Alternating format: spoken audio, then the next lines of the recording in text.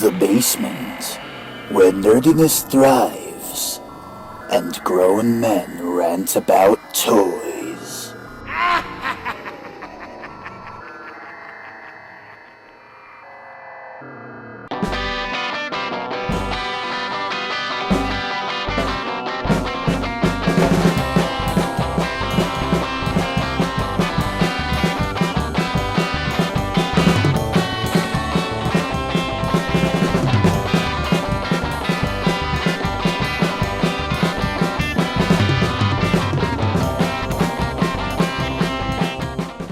What's up, basement dwellers from another world?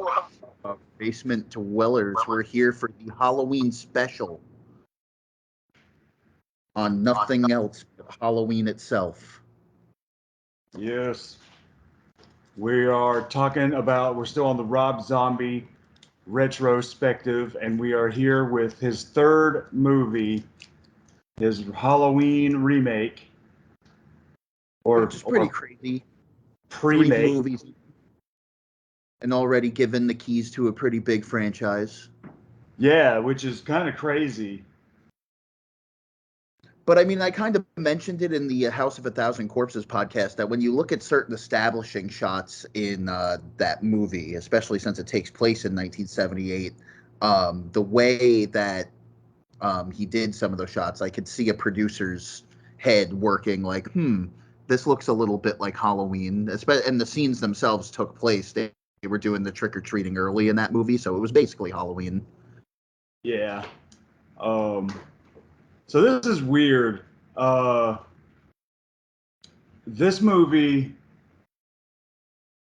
at this point, I don't know.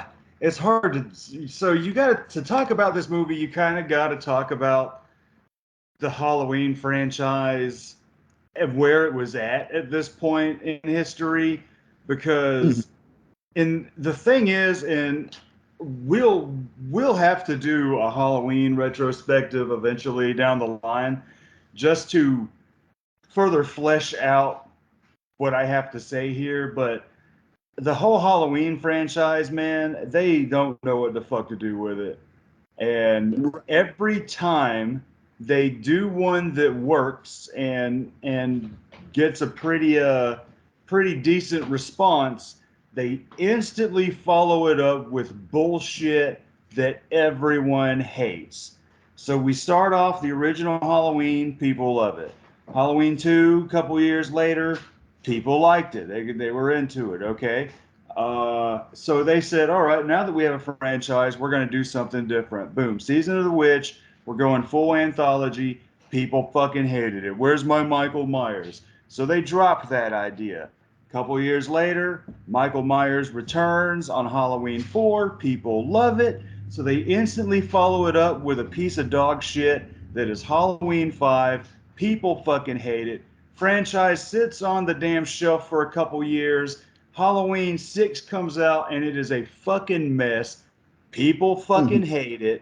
So a couple years after that, hey, let's bring Laurie back, Jamie Lee Curtis, and we'll ignore all the sequels except for 1 and 2. So now we have a complete, this is where the franchise takes its first big alternate timeline route. Halloween H2O is technically the third film now. And so, I actually like Halloween 2. Some people don't like Halloween 2. I know the creators, like John Carpenter, doesn't like the whole sister angle, but that I never actually minded. I like the hospital setting. So H2O is actually pretty up there. It's not a great movie. It's a little weird. It's a little bit more on the Scream H2O a lot, but it's I do like H2O. It's a fun but one. I like continuing on, not to interrupt you, but let me go ahead and finish here. So that was a massive hit, huh? You're good. I said not to interrupt you. Oh yeah, my bad. So yeah, H2O, massive hit. People loved it. They instantly followed up with a piece of dog shit that is Resurrection. People fucking hate it across the board. So now franchise is sitting on the shelf again. They can't figure it out. So it's like, you know what? Boom, Rob Zombie's doing some crazy shit. Let's go ahead. Let's just remake it, see what he does. There have been a few remakes at this point of classic franchises that kind of did fairly well at this point, most notably that Texas Chainsaw remake. And so that's where we're at now. But then this was a hit at the box office. I would say the response was kind of mixed, but enough to make a second one. Zombie does his complete own thing. People fucking hate it. Franchise sits on the shelf again. And then finally, what do? They Halloween H40 this shit. Oh, now we're going to bring Laurie Strode back. But now we're going to ignore every single fucking sequel from 2 on, or from the first one on. So now this is the correct Halloween 2. And we're going to do a trilogy of these. And so Halloween H40 or Halloween 2018 comes out. We don't have the brother sister angle anymore since it ignores part 2. Comes out and it was received pretty well. A lot of people across the board liked it a lot. So what the fuck do? They instantly drop 2 more movies that piss everybody off. They don't know what the fuck to do with this damn franchise at all, no matter whose fucking hands it is in. It's because it was never meant to be a franchise in the first place. It was a one and done, and then the sequel again. Rob Zombie, John Carpenter wrote it, admittedly drunk, and Star Wars was really popular. They did the I Am Your Father, so they're like, what if we do a family connection between Michael and Laurie? And again, I think that movie is good for what it is. I think it has great lighting and cinematography. And 3 I love. It's one of my favorite horror movies. But again, it was never meant to be a series. And even for the anthology idea of 3, I'll admit they maybe went a little too big too soon. Like they should have lulled people into the idea of an anthology. Maybe have done something like a Halloween Ends, as weird as it may be, like passing on the slasher torch before completely ditching the slasher aspect of the story. Yeah, it's a complete mess. Yeah, I love 3. I like 4 a lot. 5's got bits I like. They tried to pass it on to Jamie, which they dropped that for 5, which is why 5 is a fucking mess. Anytime they try to do something different. Yeah. They tried to introduce kind of like a mixture of 3 into the chronology of Michael Myers, where he is still technically part of this like weird witchcraft cult. Yeah, the whole Thorn shit. They don't know what to do with none of this. Anytime they try to do something different, they fuck it up. People hate it. But we're gonna get pretty hardcore in on this Rob Zombie's Halloween. I hate to spend most of the beginning of this talking about the entire franchise, because the great thing about this movie is it starts fresh. We don't necessarily have to talk about the other movies to talk about this one, except for, maybe compare, because the second half is definitely the remake part. The first half is all fresh, all original. The second half goes full blown remake with some differences in there, some that people may like, some that people may not like. Right.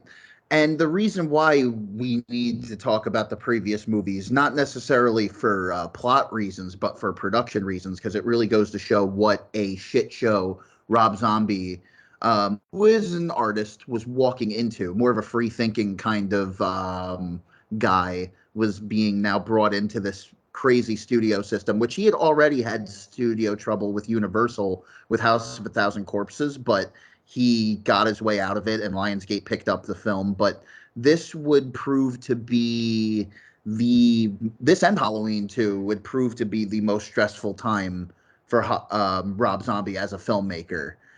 Even the cast will say so. I've been watching a lot of interviews with Danielle Harris and Scout Taylor Compton, who love Rob. They speak very highly of him as a director, especially on this first one where he was stressed, but not Halloween 2 stressed, where he was like roped into doing it.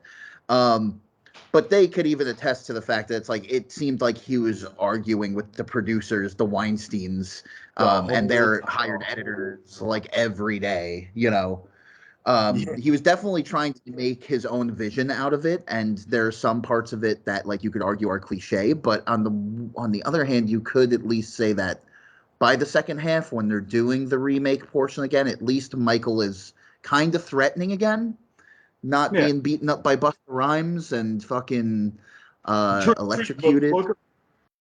Right. I mean, there's some pretty clunker lines in this one as well, but at least Michael remains still kind of an imposing figure, which I thought he wasn't going to be, because you do get to know him as a child a little bit, but he doesn't say much as a kid. There's still a little bit of that. You kind of watch him become that shape, and it's a different interpretation of it that I can kind of get behind, but we'll get into that. Yeah, definitely. It's a very polarizing movie. And there are things that I really like about it, and a few things that I'm not a big fan of. But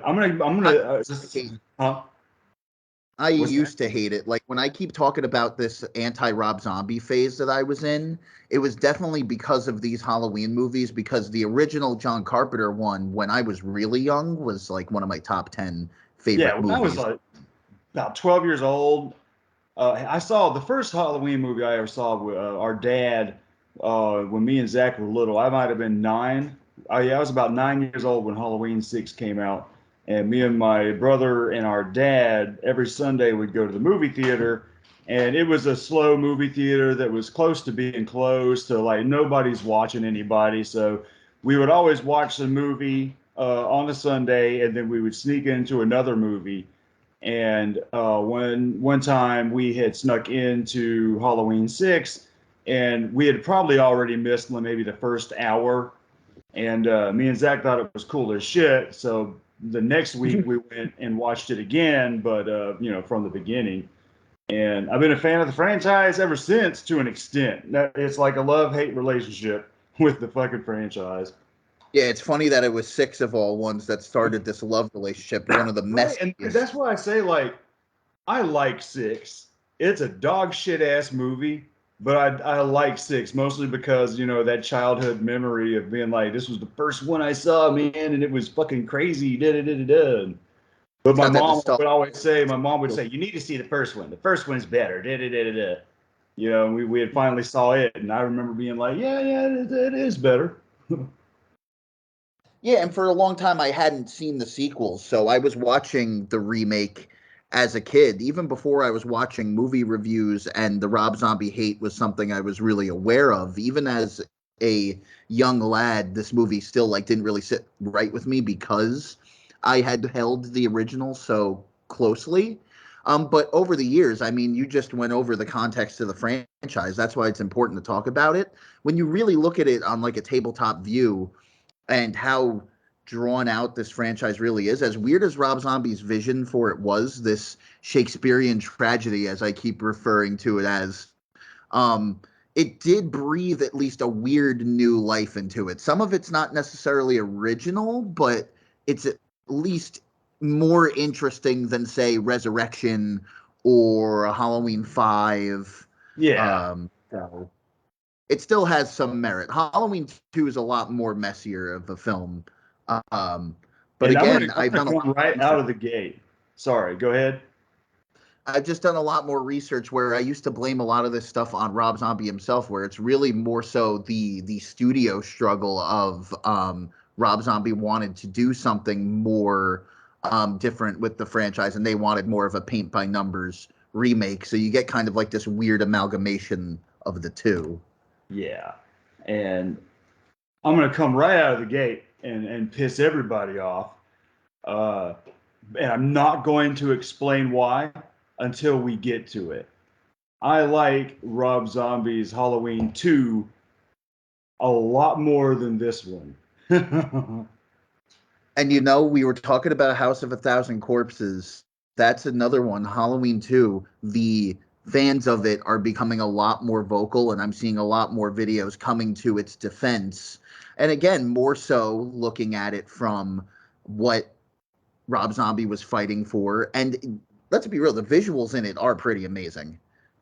Talk about two. I'm excited to talk. Yeah, I'm excited to talk about two, honestly, because it's a movie I'm even more back and forth on than this movie. Like this movie, I've really come to accept a lot of elements of it, but I'm excited to really see where I stand on two because that one really jerks me around with shit that I really like and shit that really confuses me. Yeah. Oh God. That's just So, baffling. huh? Shit that's just baffling. But Straight baffling. Straight fucking baffling.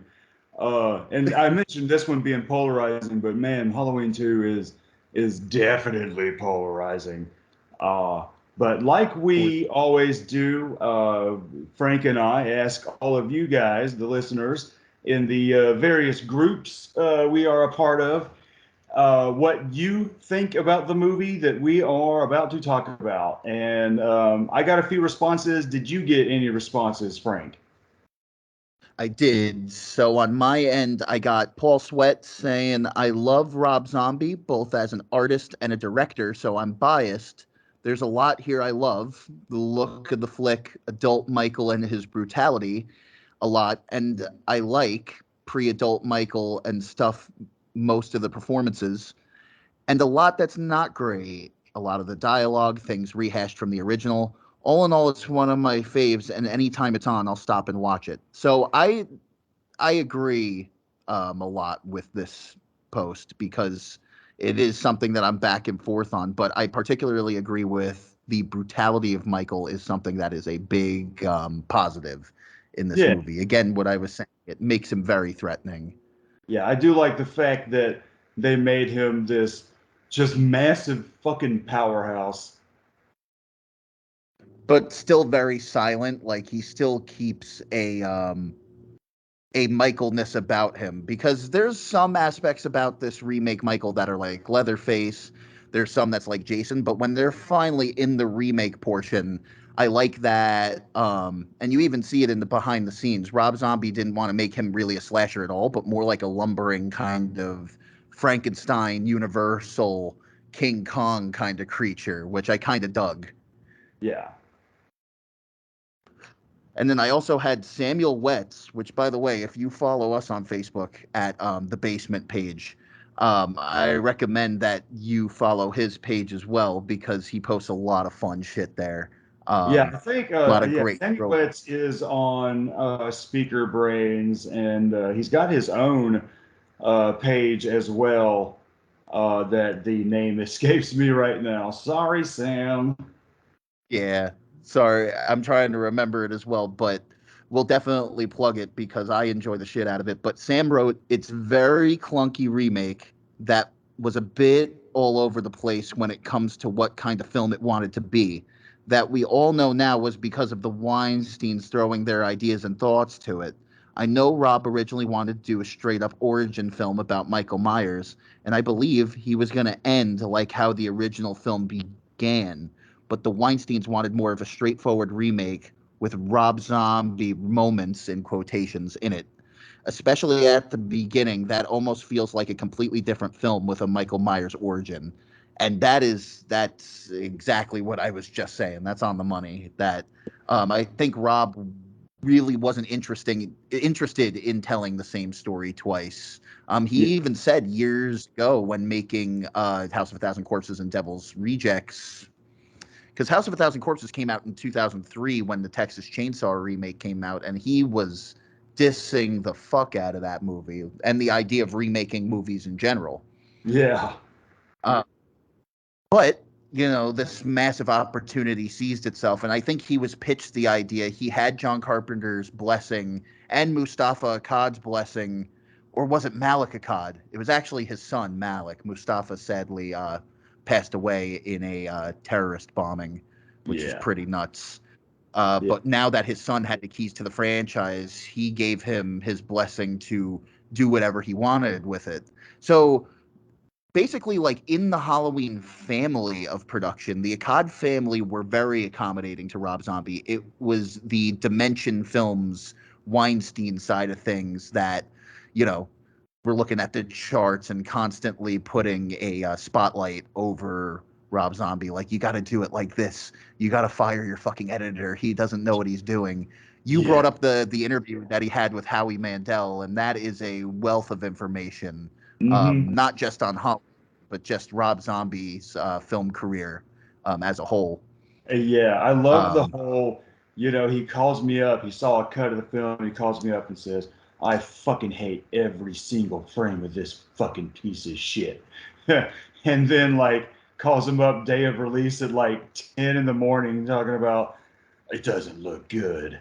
It does not fucking look good. And then a couple hours later, when the movie's like starting to make money, he's like, oh man, I fucking love it. That is and then when they're making Hollywood right there, man. It's pure insanity. It's they're making Halloween 2, and then they're showing him Halloween 1 again. Like, every frame in this is fucking genius. Yeah.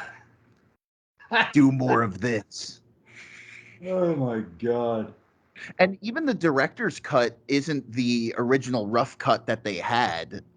There's a completely different cut of this that exists that I'm not sure you can get your hands on. But I do remember seeing a clip of the original opening credits where the reason why the theme is playing when Michael is running through the hallways as a kid is because it was going to be more of a Devil's Rejects type opening credits where they were going to freeze frame on different stuff when he's about to take his first victim, and the credits were going to be rolling, which I actually feel like would have worked a little bit better. It would have been awkward, but it would have made the theme a little more appropriate.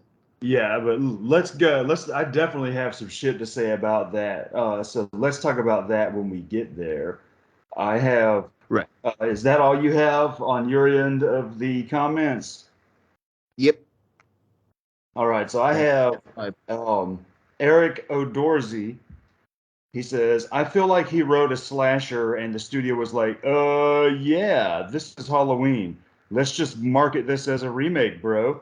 Your Texas Chainsaw Massacre remake didn't do as well with that different name, House of a Thousand Corpses, laughing face emoji. Yeah, there's definitely a lot of Texas Chainsaw comparisons, as we were talking about in the last 2 episodes, but I wouldn't flat out call it a remake. It could have been a sequel, maybe.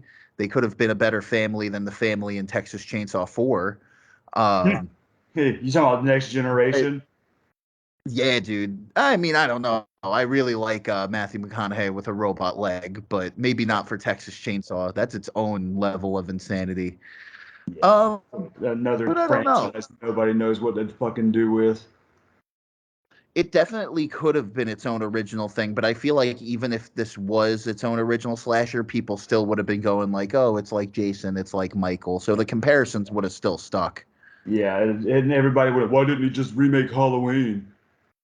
And if Rob Zombie didn't do it, just somebody else would have remade Halloween. Yeah, it would have been just a different director doing it. Platinum Dunes probably would have picked it up because even after the Rob Zombie ones, Michael Bay still wanted to take a crack at Halloween. Yeah. So then we also have Travis Brannon. He says, I seen this movie once, remember enjoying it, and remember nothing else. I think it's time to rewatch it, LOL. And then buddy David Anderson says,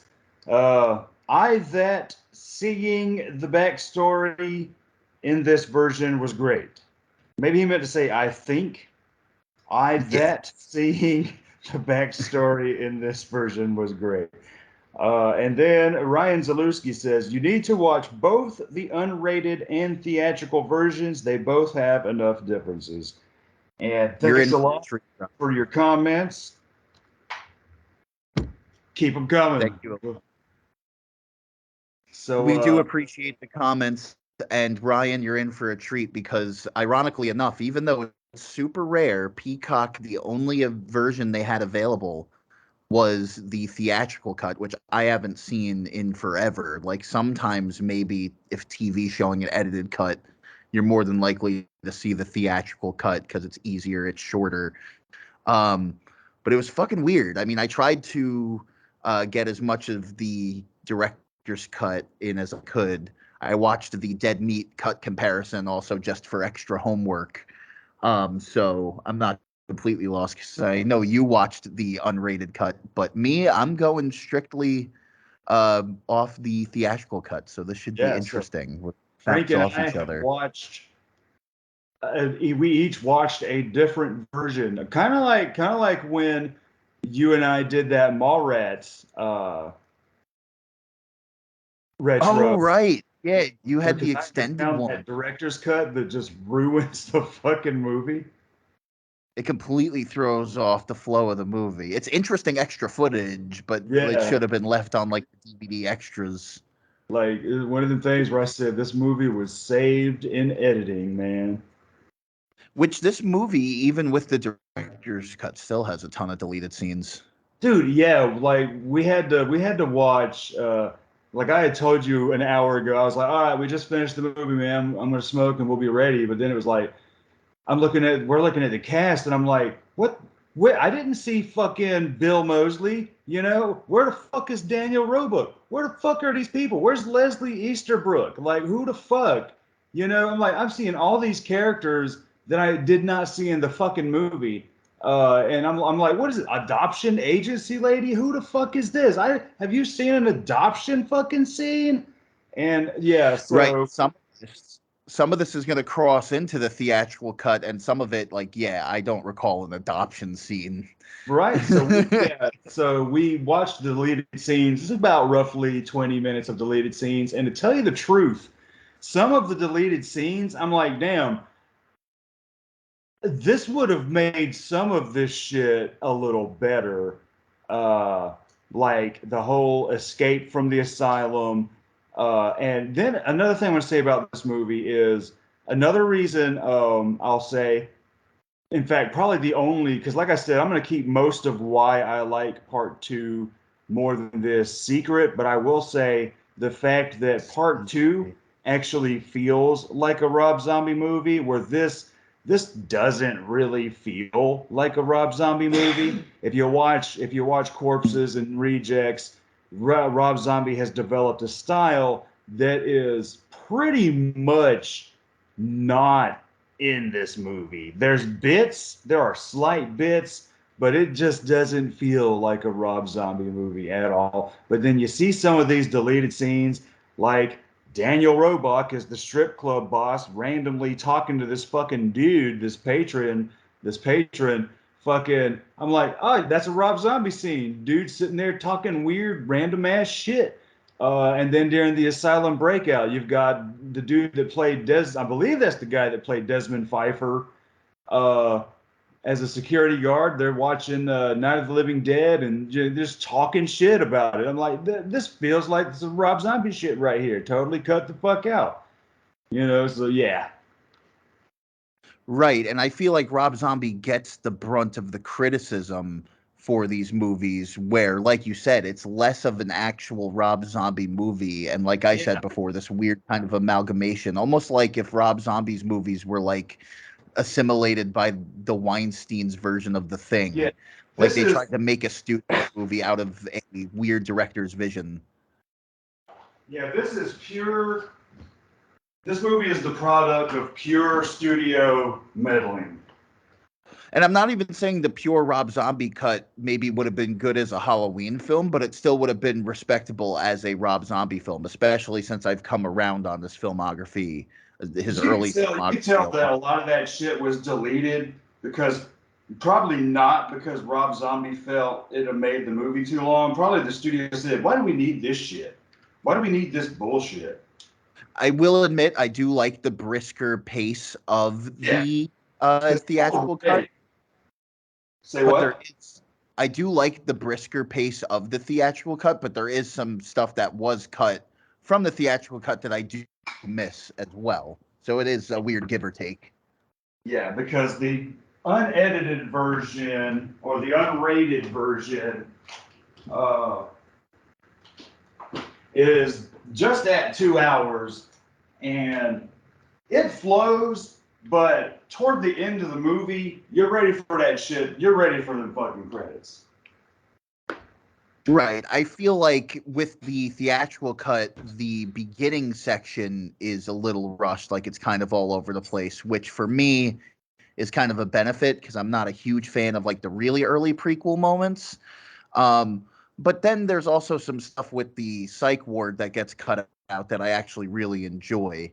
So definitely when we get into it, it's going to be interesting because I don't hate the prequel idea all around. I don't even mind going against John Carpenter's idea of explaining Michael. Like, I agree. Michael should be more of like a Joker where it's like the backstory's not important. There should be no warning signs. But for a separate interpretation, for a what if story, like this is the Grindhouse version of Halloween. I accept it as like an alternate universe, but Yeah. to a certain point. Like, Yeah. you'll see where I wish they just made the beginning, where I wish they just cut to. Yeah, because this definitely I like the prequel aspect a lot because like you said and everybody says, you know, I get that the backstory makes the character less interesting, but thing is the big thing I like about this movie is the different shit, the shit I hadn't seen before within this franchise. And you know, we always make the joke like, this isn't your parents, Michael Myers. Right. This is the fucking edgy emo Michael Yeah, Myers. exactly. He's wearing the kid shirt. 2006 MySpace scene kid Michael Myers. I put my trust in you.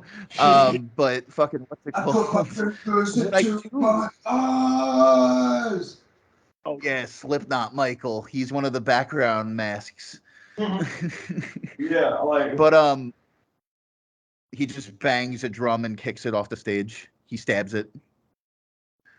But one of the things that's actually a benefit of the prequel is that you could at least expand the universe of Haddonfield, that you can kind of show that it's like this was kind of just a fucked up town. Weirdly enough, I mean, it's full of rednecks in this version, which is, you know, a little odd, but at least it's still expanding that it's like Haddonfield has like its dark secrets, you know what I mean? Even before Michael was even formed, you know what I mean? Yeah. Michael was almost like an inevitability. You see a little more of the sleazy part of town within this version. Because like It's you showing can say, like environment shaped Michael, so you kind of get like a really seedy version of Haddonfield. because you could say too, like, all right, that's a nice fucking house that they're living in for a one-person stripper income, you know, with 3 kids and a deadbeat boyfriend, stepdad, whatever, you know. But then at the same time, we don't really see what the neighborhood looks like during the prequel bit. So you could say maybe this is like the real shitty part of town. But later on, like maybe the neighborhood got sort of gentrified, you know, the people, you know, kind of cleaned it up, you know, made it a more expensive neighborhood to be in, you know, 15 years later. Tried to kind of change the perception of Haddonfield after these horrible murders. Yeah, yeah. So let's go ahead and start. Let's get into this. The movie starts off just saying Halloween. Almost like a shotgun. Yeah, there's no subtle kind of pumpkin shot like the original. And again, it's because they were going to almost Tarantino it, where they were going to open up on Michael's first kill and then give you the context after the opening credits.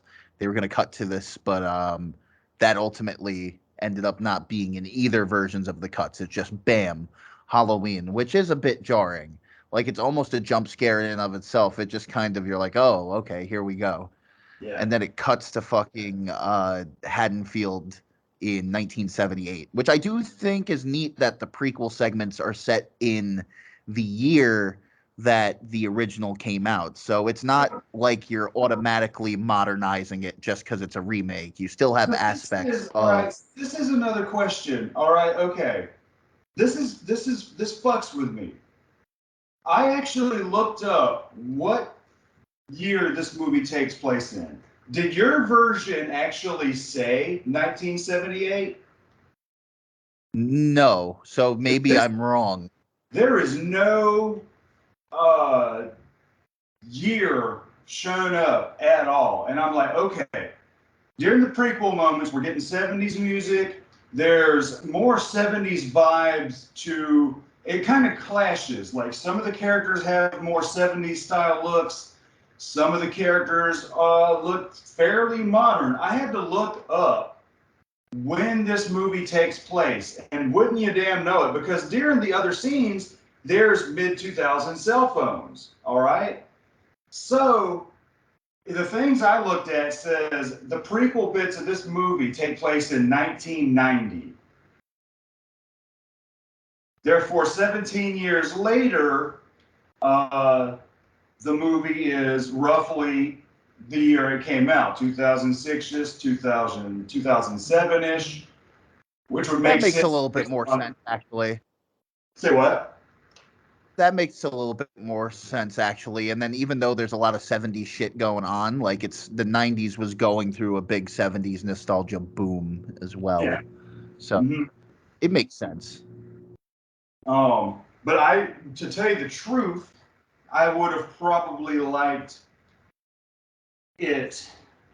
I would have liked it better if it got rid of that 70s shit and made it feel more like the time. Maybe throw in a little more of, some 90s shit. Maybe there's a little bit of some grunge shit in there. I don't know. It's a little weird. Have little Michael wear an Alice in Chains shirt.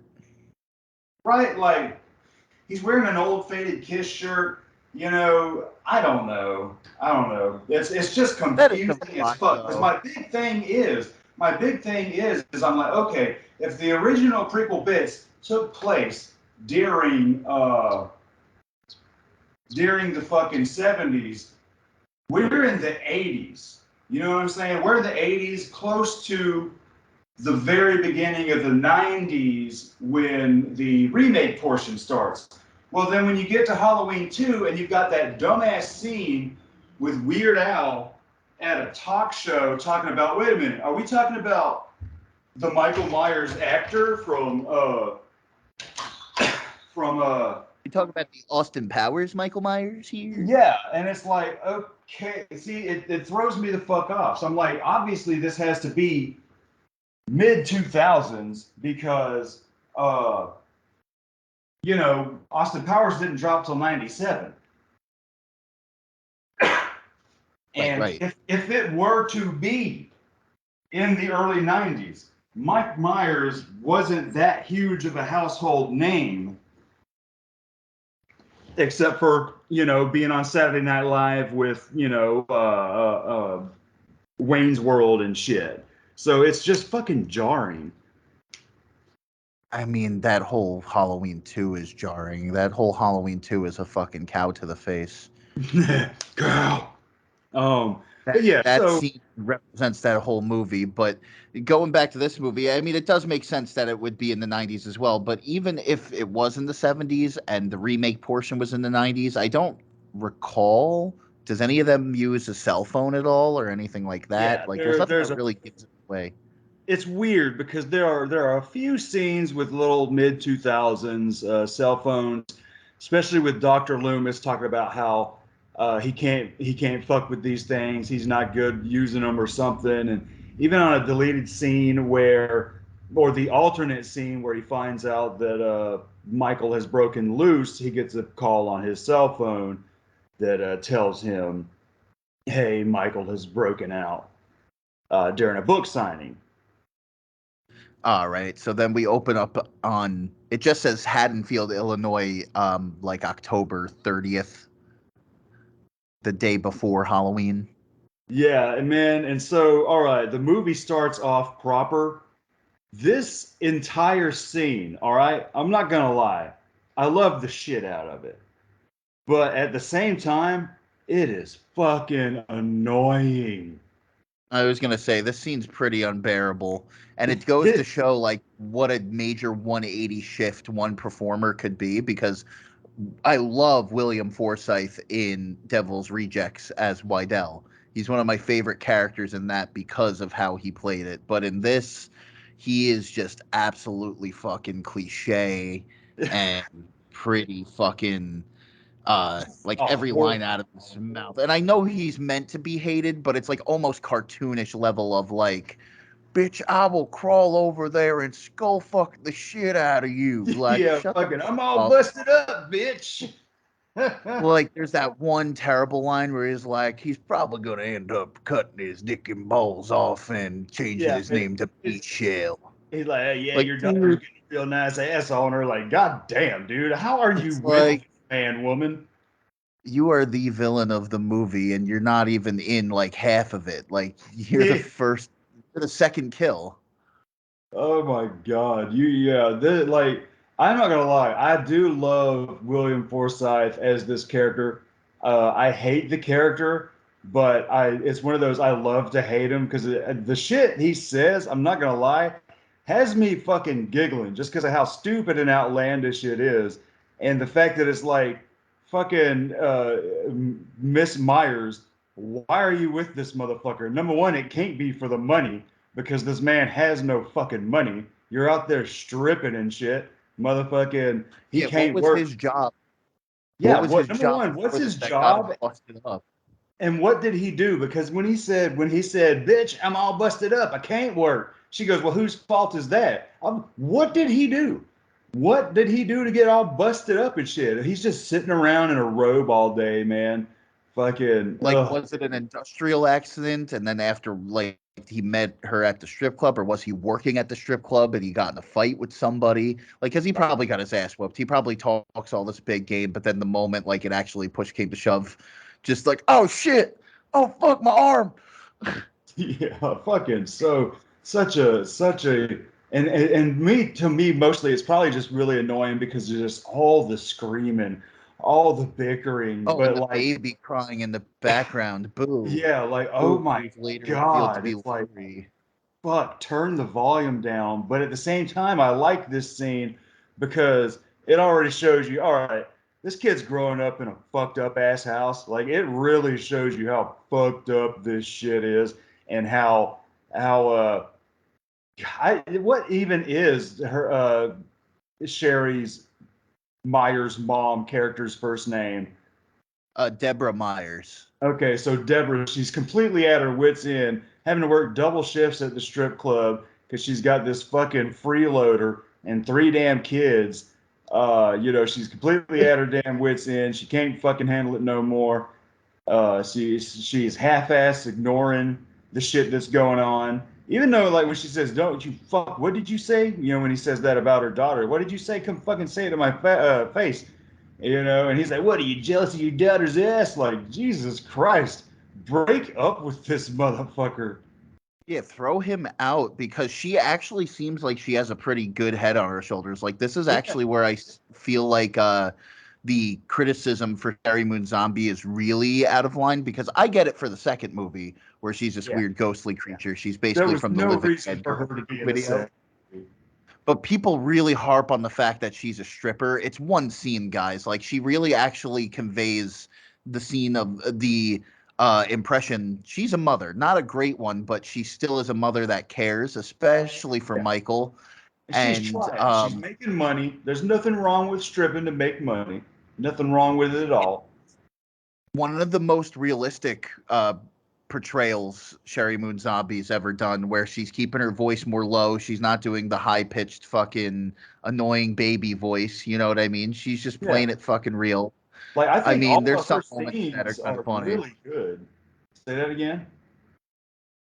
There's some line reads that are kind of funny where it's like, we don't want to call you down here all the time. Ah, well, it sure seems like you fucking do. Like, that's like the one moment that's kind of like baby, but um I think she's fine in this. Like, I don't know, man. I think it's the scenes that she's involved with that give her kind of a bad rep. Out of the entire Myers family, she's the least unbearable. Yeah. Yeah, but Because yeah, even Michael has that screech. He's fucking cutting up the rat. I'm not listening. oh yes, yes. So she tells her daughter, "Yeah, go get your brother." It's like, why do I always have to do it? Just go fucking get him. And yeah, Michael's sitting there playing with his little rat pet, and he's just cutting the rat up, fucking the rat up and shit. Got his little clown mask on. And so he comes down there to the kitchen, and old boyfriend, stepdad, whatever, fucking said, "Oh, Ronnie White, Ron White." Oh wow, Ron White, y'all. Big bad Ron White. Salad. Um, so he starts throwing all this, how do I say this? Just Derogatory homophobic words slurs, towards huh? Michael. Say that? Derogatory words to Michael. Yeah, just homophobic slurs to little Michael and shit that it's pretty undeserving. Like, God, well, why are you letting this man speak to your children this way? Fuck.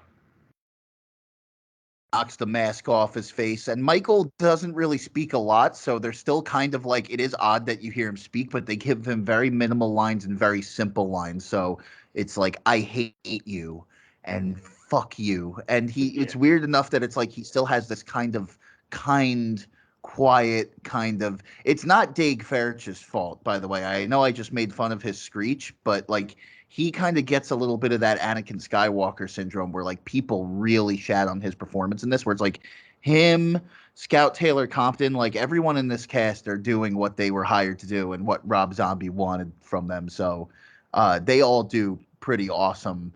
And I don't know, man, this whole scene is just pretty fucking It's I would just skip nuts. it. It is fucking nuts. It's annoying, It's old. but it does what it's meant to do, man. It establishes the fucked up place in time that is where it's just pushing everybody to the edge.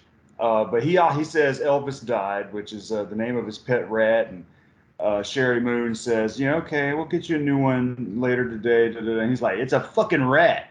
Who has a Who pet pays fucking for rat? rat? God damn, dude. Oh, I can't wait till you die. Right. It's like he's just rolling out the meat wagon. He's already busted up, so it's just like ringing the dinner bell. But even Yeah. Judith, who's the first not even the first victim, but the first victim in the original, even she's pretty unbearable because she's responding to this fucked up home in a different way. She's kind of becoming like her mom, but also resenting her mom. She's being leered at by her stepdad, but also trying to gain his approval. So she fucks with Michael as well. She's stroking the little bottle, like, what, did you fucking stroke him to death? Yeah. And she kind of looks over at the dad for a second with a smirk. So even though she doesn't like the stepdad, there's still kind of like this inkling in the performance that you could tell she still wants him to like her. You know what I mean?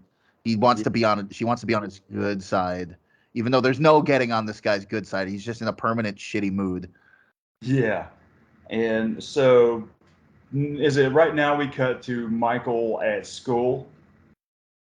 Yeah, but one thing I want to point out is that even in the theatrical cut where they cut down some of the dialogue in the breakfast scene, it almost kind of throws off the flow of the already chaotic scene and makes it even more chaotic because they cut out the line about their chicken abortions and they're fucking gross.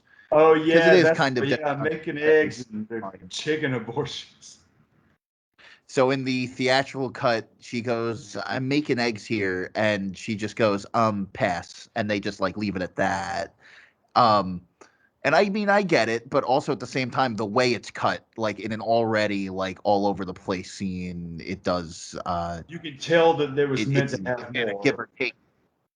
Yeah, it's a give or take thing where you could tell it's a little messy, but I also appreciate it because there are some clunker lines that get cut out in both the theatrical cuts of this and Halloween 2 that I kind of agree with in a conceptual way, not in an execution way. Because again, like cutting up this film, it was already a little too late. It's like the Yeah. movie's done. And so we're with Michael at school, and does it just cut to him in the bathroom?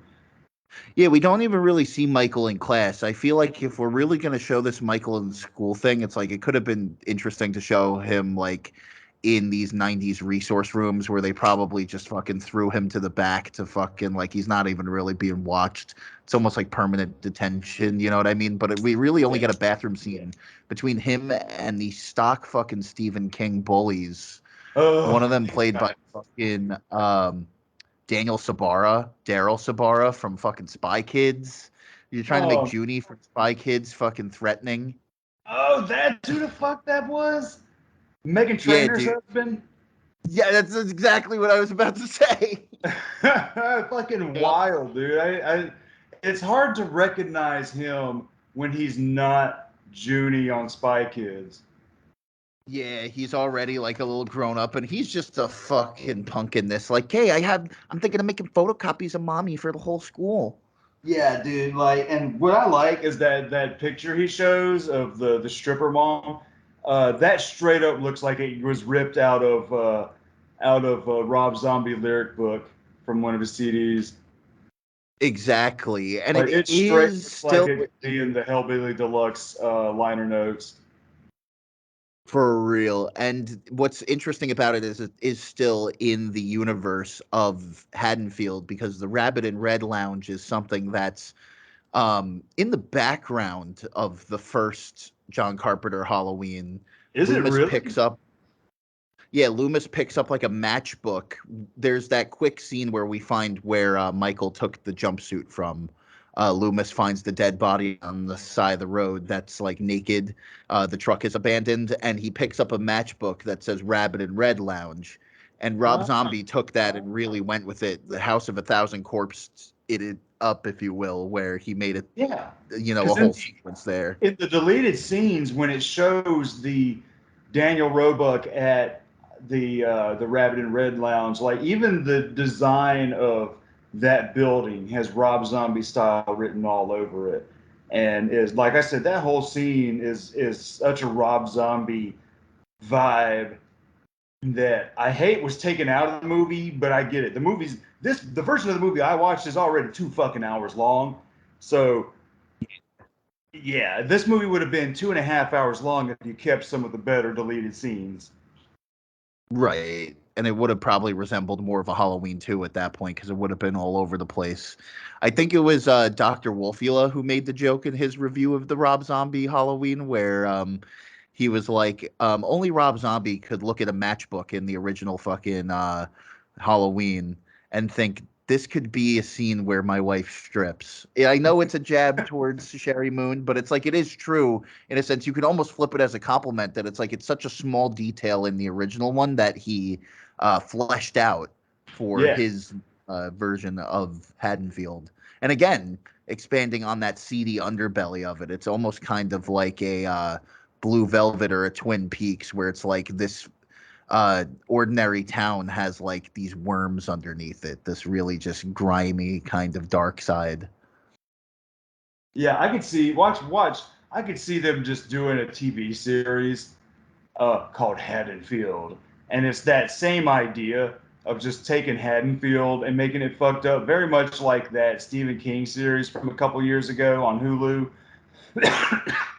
Castle Rock, and then kind of like what they're trying to do with what is it, the Crystal Lake series, and then the exact same thing they did with Bates Motel. Exactly. They could definitely with this. Who knows? You said they picked up the rights for the Halloween show, and we're both hoping for an anthology, but we know that's not going to happen. Yeah. Probably be another prequel, but at least make it interesting. I don't know. I don't know what else we could do with Halloween at this point. The last movie was really called Halloween Ends. Let it end. Yeah, just let it die, man. Let it die. If you're not going to do anthology, that literally is. It's like go weird or go home. We could either expand on 3 at this point until that's been milked dry, or like just don't do anything. Yeah. Again, an annual Michael episode if you're going to do an anthology. If you really want Michael. Do what? I was saying, if they do an anthology show and they really need the Michael money, like just make it a annual thing. Every Halloween is when Michael comes home and we tell a new tale of Michael. Yeah. But so he's getting bullied in the bathroom.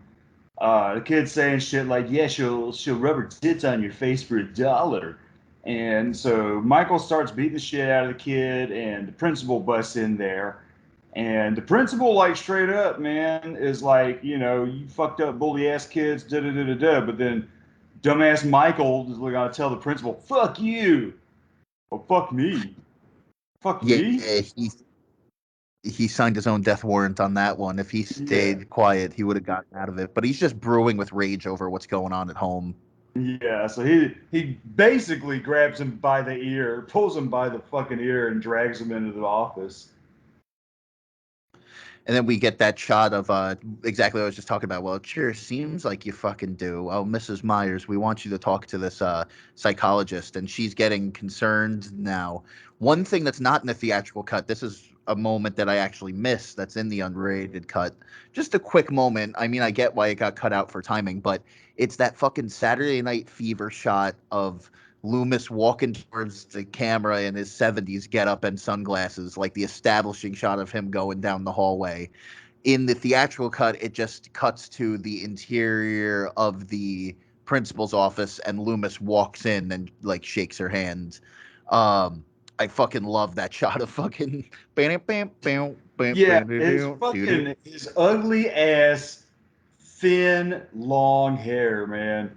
What They're trying to is make him look younger, but it's still just Malcolm McDowell from 2007. Yeah, it's like, bro, this is just Malcolm McDowell. Just let him look like Malcolm McDowell. That fucking hair ain't doing it. Just dye the shit, you know, a more sandy blonde like you did. Don't give him some long ass fucking hair like that. It looks stupid. It's like a weird Jedi Loomis. Seriously, man. Fucking I do A. like the casting of Malcolm McDowell, though. If anybody was going to replace Donald Pleasance, I think he looks pretty good in the classic fucking in the trench coat. Yeah, I think they add some layers to his character in this one. and that dumb dramatic shit he be spitting, uh, I think fucking is great and almost even more cartoony and hilarious when Malcolm McDowell says it.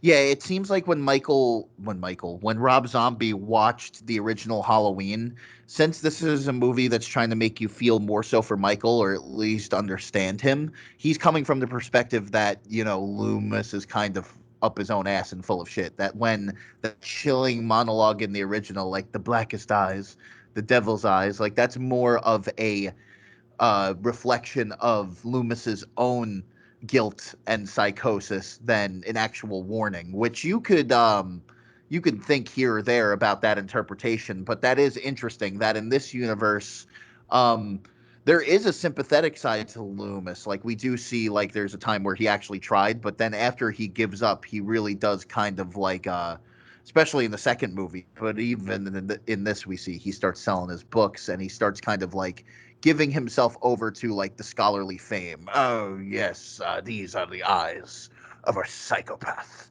Yeah. Like really playing it up. In the Oh, original with Donald Pleasance, it's like no, this guy's like actually shook by Michael. Like he feels like he's crazy in his own right, but like here you can kind of see that like he kind of just was like he kind of just threw Michael to the side and made a quick buck off of him. yeah, like I do like the change in the character because he fits this universe or this version pretty well because it's like you said he's trying but then he's just kind of like fuck it man I need to make some money.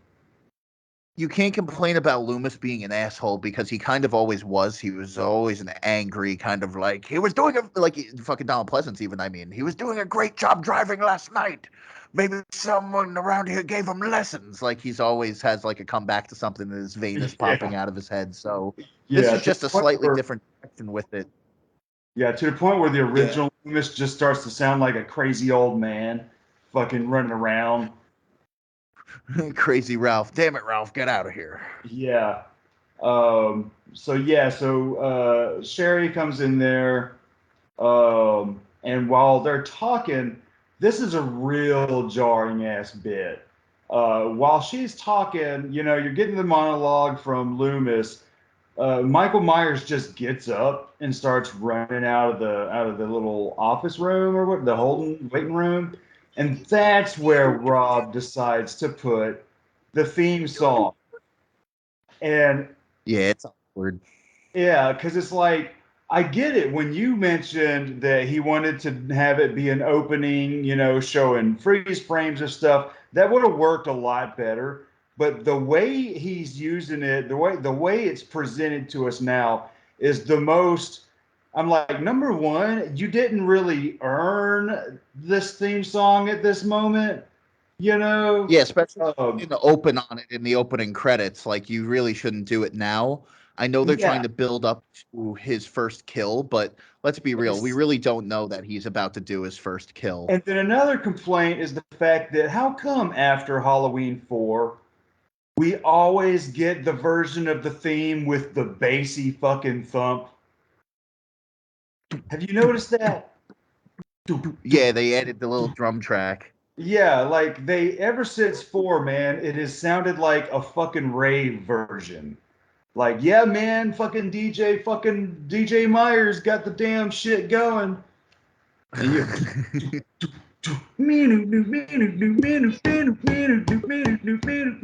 it's like, motherfuckers, to me the song is creepier in the first movie, where you like the only real beat you have is that ticket ticket ticket ticket ticket, you know, like I don't know, when they throw that bass in there, it's like it just annoys me.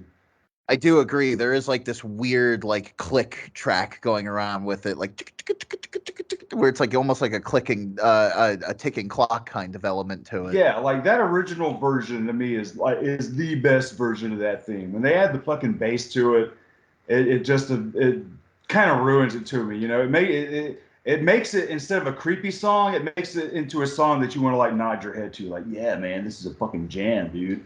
Yeah, it makes it more cool. Yeah, right. And so another little comparison here is the way he uses the classic iconic theme song, or I would say, and you know, I hate to say Rob Zombie used it this way. Obviously, this was studio meddling. Oh, you got to put the theme song in somewhere, because I could see he probably didn't want to use it at all. You know what I mean? He probably didn't want to use it at all.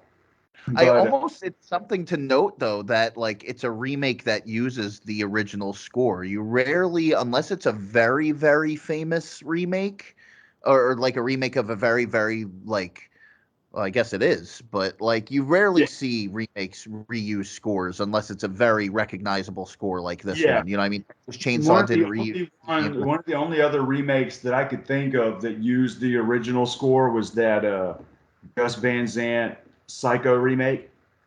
Yeah, because that was like shot for shot, and then I think the Nightmare on Elm Street one maybe used like a little hints of the original theme at times, but you get what I'm saying. Like especially for horror remakes Like this that are one trying to uses, establish their own other than thing. this bit though, this one uses the rest of the score pretty fucking well. You know, but I they agree. use the chase song at the right parts. The little pew new boom. They use that at the kind of right parts.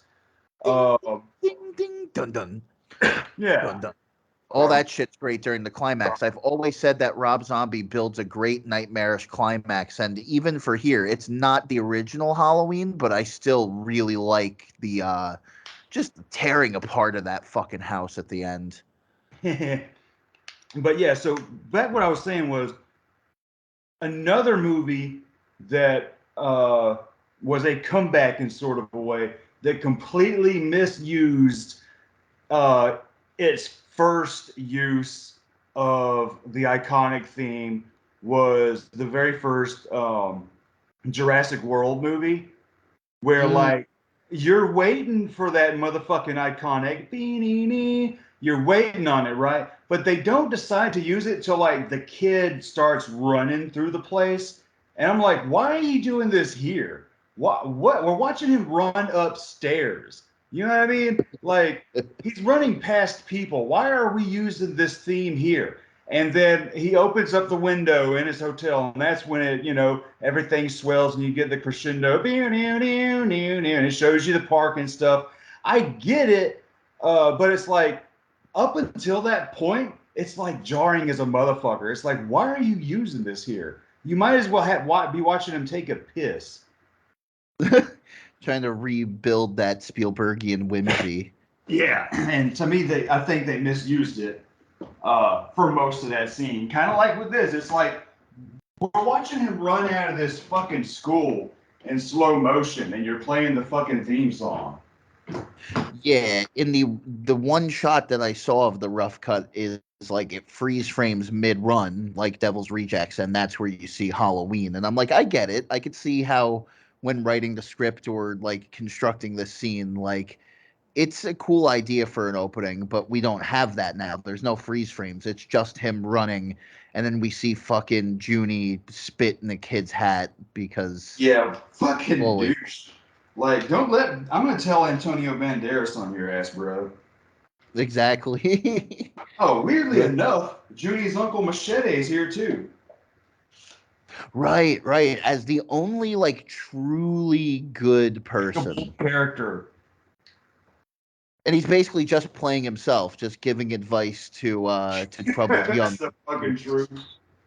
So yeah, he gets out in the woods to get his first kill. He sees Stick, which I'm surprised. Like I know it's a thick log, but like I'm surprised that shit didn't break at any point. Like he's smacking him again and again and again. yeah, he's beating the fuck out of this kid, and the kid starts crying and shit, talking about, "I'm sorry, dude, I'm sorry," and motherfucking Mike's like, just, I ain't having this shit, man. Fucking, Like- I'm having a bad day. My damn stepdad's making fun of me. My mom's going to work. I'm having a bad day. I like the shots when he's getting hit and then it cuts to like what the bully's seeing and he's seeing just like the trees fucking fly by above him as his vision's kind of fading. That's a nice little detail. And then what do you think about this young Michael's design? Like we mentioned the Kiss shirt, but like this certain clown mask with the long blonde hair and the hoodie. What do you think about that? Cool or nah? You know what? As a young little Michael Myers in 1990, I would say that's pretty cool, cool looking. You know, it kind of fits. He's supposed to be about 10 years old.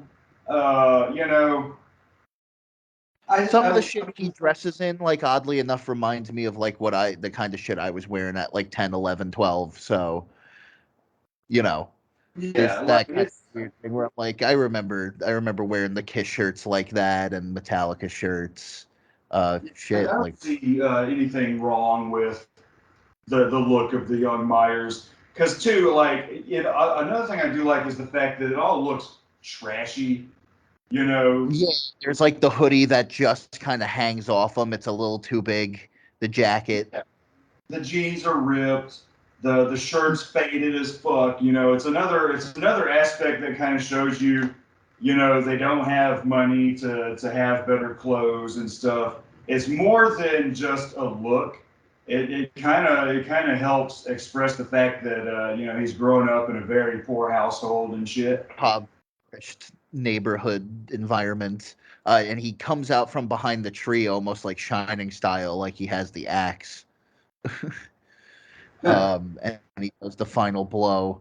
Um, for a first kill, I mean, it is pretty quick. We're very early into the movie. But I mean, hell, the original starts off on a kill, so it's not as powerful as that original movie, but it's still a pretty decent kill in my book. Yeah, because the thing also forgot to mention is when Loomis and the principal are talking to Deborah Myers, they're showing pictures of all the dead animals that he's killed and taking pictures of. And she's like, what is this? How do you know he even killed them things? Motherfucker literally has just a dead cat in his drawer where it's like that must fucking reek. Like, why are you like it's I know it's in a plastic bag, but like you just had that in there all day. Yeah. And so yeah, what happens after? Well, actually, I got to mention this because Zach loves to tell this story during this scene when he went to go see this in the theater when it came out, and he loves to say that when Myers was killing that kid with the stick, My brother said that the theater was fairly empty. It was early afternoon. He said there was a couple that was sitting just a few rows beside him. And he said that when Myers is beating the shit out of that kid, he said that he just bursts out laughing and he's just rolling out in the damn chair, just having a good time laughing at this shit. He said that couple got up and like switched fucking rows. Good shit. Good shit. Some of this stuff is pretty chuckle worthy just because it's so insane. You have nothing better. Like you just gotta fucking start laughing. So Well, yeah, because so right from the first hit, the fucking kid's got like a bloody face all over, like immediate broken nose, and his face is like covered in blood. It looks like something out of Devil's Rejects. Like fucking Michael might as well have like pulled aside the mask and been like, "I am the devil, and I'm here to do the devil's work." Yeah, seriously. Fucking he should have yelled, "Run, rabbit, run." So what But happens next? after that, I think now it's Halloween, and we have him getting ready for um, fucking trick or treating. We get another unbearable scene. The fucking um, stepdad is sitting there. They're watching the thing from another world on the Yeah, TV. Which now that you mention it, if this takes place in 1990, they missed a real big opportunity. They should have been watching the Carpenter remake yeah, as a nice like modernization of it, and also as like a hat tip to John Carpenter, like, hey, now in our modern version, they're watching the new version. And it's also would be funnier because later with the babysitter scenes with Laurie, it would just be an even funnier image of like little children watching this really fucking violent movie. yeah. It would go to show like how the landscape of horror really changed. But nah, he, like I said, they always watch the old shit channel in Rob Zombie movies. So here they're watching the original thing again, and fucking William Forsythe is antagonizing him, doing even more homophobic slurs, mimicking him when he's calling for his sister, and uh, Deborah, Sherry Moon Zombie, is really trying to be nice now because Loomis even said like these are early warning signs, you know, killing animals, which you could agree or disagree, like whether Michael should have had any warning signs at all for his insanity, but this is the interpretation now we're going with. And I like the little touch that she fucking bends over, looks Michael in the eye, and is like, tomorrow things are going to change, all right? And Yeah. she tells him not to eat too much candy. It's like a realistic, good mom moment. Yeah, you think that, you know, she has it planned. She's probably gonna get out of there. You know, she's probably gonna take the kids, get out of there, you know, maybe go to a family member's house, you know, get him out of that situation. Uh, Probably finally dump this asshole, you know. So there's some plans there in place that do not come to fruition. This is what I mean by Rob Zombie's really painting like a tragedy with this interpretation of the Myers family, where again everything's a little too late because fucking Michael has already taken his first life. That's not just like an animal. Now he's already killed humans. Yeah, So, now it is. and Judith completely ditches him. She's supposed to take him trick or treating. She's like, "Take yourself, or aren't you a little old for that?" And I Yeah. like the boyfriend character in this because it's easy to say that he's like your typical slasher, like douchebag character, but he's really not that bad of a guy when you put it into perspective. Like he kind of like makes light of it. He's like, "Ooh, sorry, squirt." Like he's actually trying to be like chill about it, but he's a teen about to get laid. Like he's like, "I can't help you." Yeah. Yeah, he's like, fuck this. So then we get Love Hurts, Nazareth Oh, song. so awkward.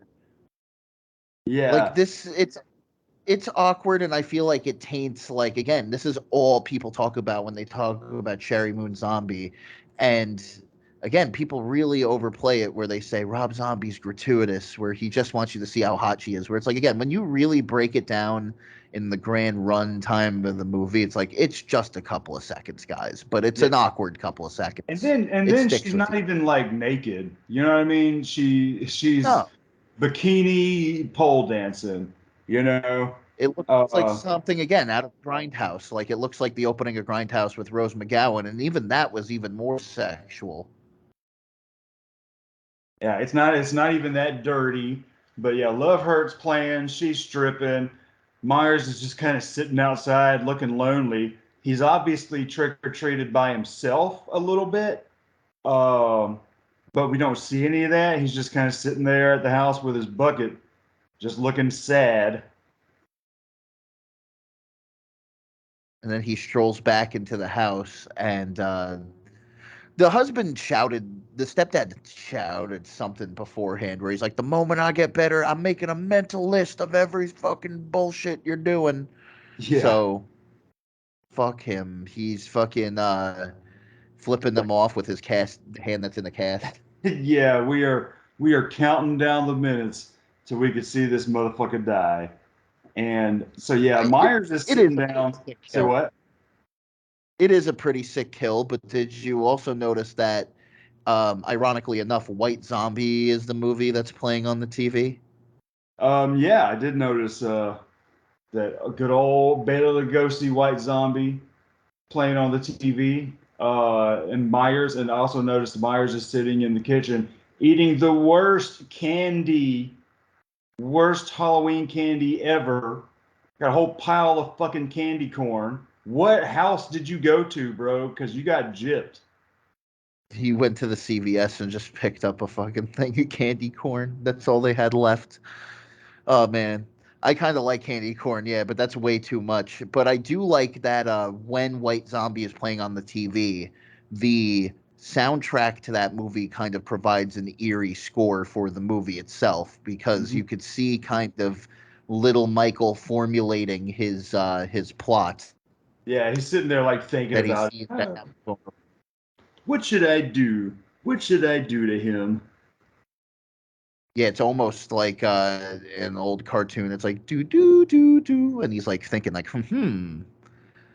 I could, duct tape him to the fucking chair. Yeah, I like how like just so nonchalant he is when he grabs the shit too. He's like, just all right, duct tape, knife, and motherfucker's That's so what I'm gonna drunk, say. passed out. That's what I'm gonna say with young Michael's performance is he still kind of has a little bit of that unassuming sort of shapeness to him where he's still very innocent. Even after he does the killing, he's talking very nicely to the baby and stuff like that. Like he never drops the kind persona, and there is something very disturbing about that cutesy kind of kid voice coming out of like these blank masks. You know what I mean?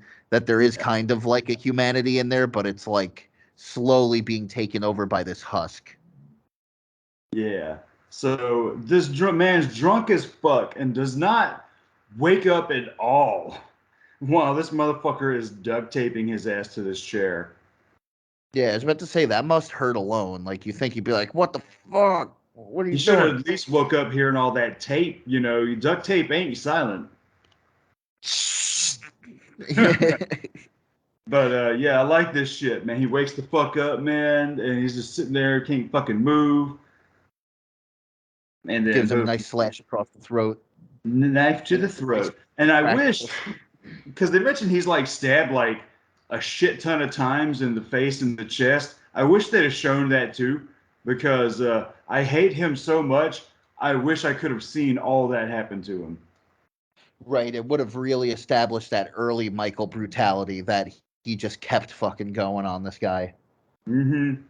And so, We get fucking such a dumb explanation for the mask though. Like it's silly. I do giggle at it, but because it is funny when he first busted out and he's like like he's trying to be yeah, like Otis. But then it just turns into like this weird kinky thing where he's like, "Come on, babe, I want to do it with the mask on." Like, yeah, because that's really where we need the origin of this mask to come from. Like, they could have just kept it the clown mask, like in the original. Um, but something that I really noticed this time around, because a lot of these Halloween characters are unlikable, and like I said, Judith is no exception. She's mean to Michael, and most of it is due to like her own trauma with this home situation. But we get this quick moment of humanity where the boyfriend says something like, "Oh, isn't your dad gonna like wake up or something, or isn't he still home?" And she snaps at him. She goes, "He's not my dad, okay?" And then she Mhm. quiets down and she goes, "Listen, like my dad's in heaven. Just like let's leave it at that."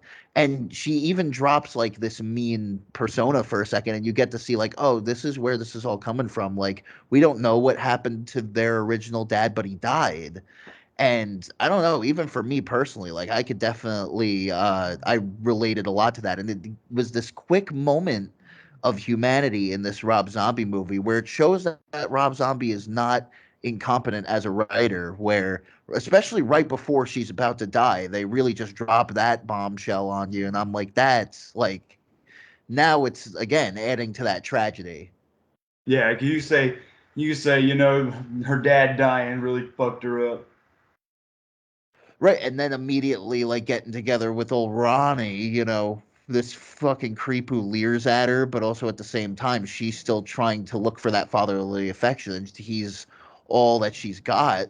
So she tries to mimic him a little bit, maybe, while she's also dealing with her own anger. And then we see this shit even it seeps into Halloween 2 with Laurie when she has to deal with her own trauma. So it's a big running theme with this whole Halloween saga. People Yeah. dealing with their trauma in different ways. You have Annie in the second movie who's trying to keep her chin up and take it one day at a time. And Laurie proves to be a big thorn in her side with that, creating friction between the friendship. You know what I mean? Yeah. And we see the trauma set early on because she's the crying baby. You know what I mean? We literally are introduced to Laurie like as an unhappy child, and of course, this is all repressed memories when we meet Laurie in this one, but it's still what's shown to us on screen. It's significant when you unravel this whole tale. Yeah. And so old buddy fucking wants some food. So he goes down to the kitchen and Myers has a baseball bat. And I always be thinking about that My Name is Mud from Primus with so I kissed him Kiss him upside the upside cranium the with crate. that aluminum baseball bat. I love how that's the first thing he did after sex. It's not the after sex cigarette. He's like, I'm gonna go down and make a sandwich. Very like shaggy moment, but yeah, he gets busted over the head. Does he stab him or he just simply bludgeons him? I think he bludgeons him. Yeah, I think he just gets It's beat. kind of like a throwback to Texas Chainsaw Massacre because there's that scene where I think it's Kirk who gets hit in the head with the mallet by Leatherface, and there's Yeah. that quick moment where he's spazzing out on the floor, kind of like one of the monkeys in 2001: A Space Odyssey.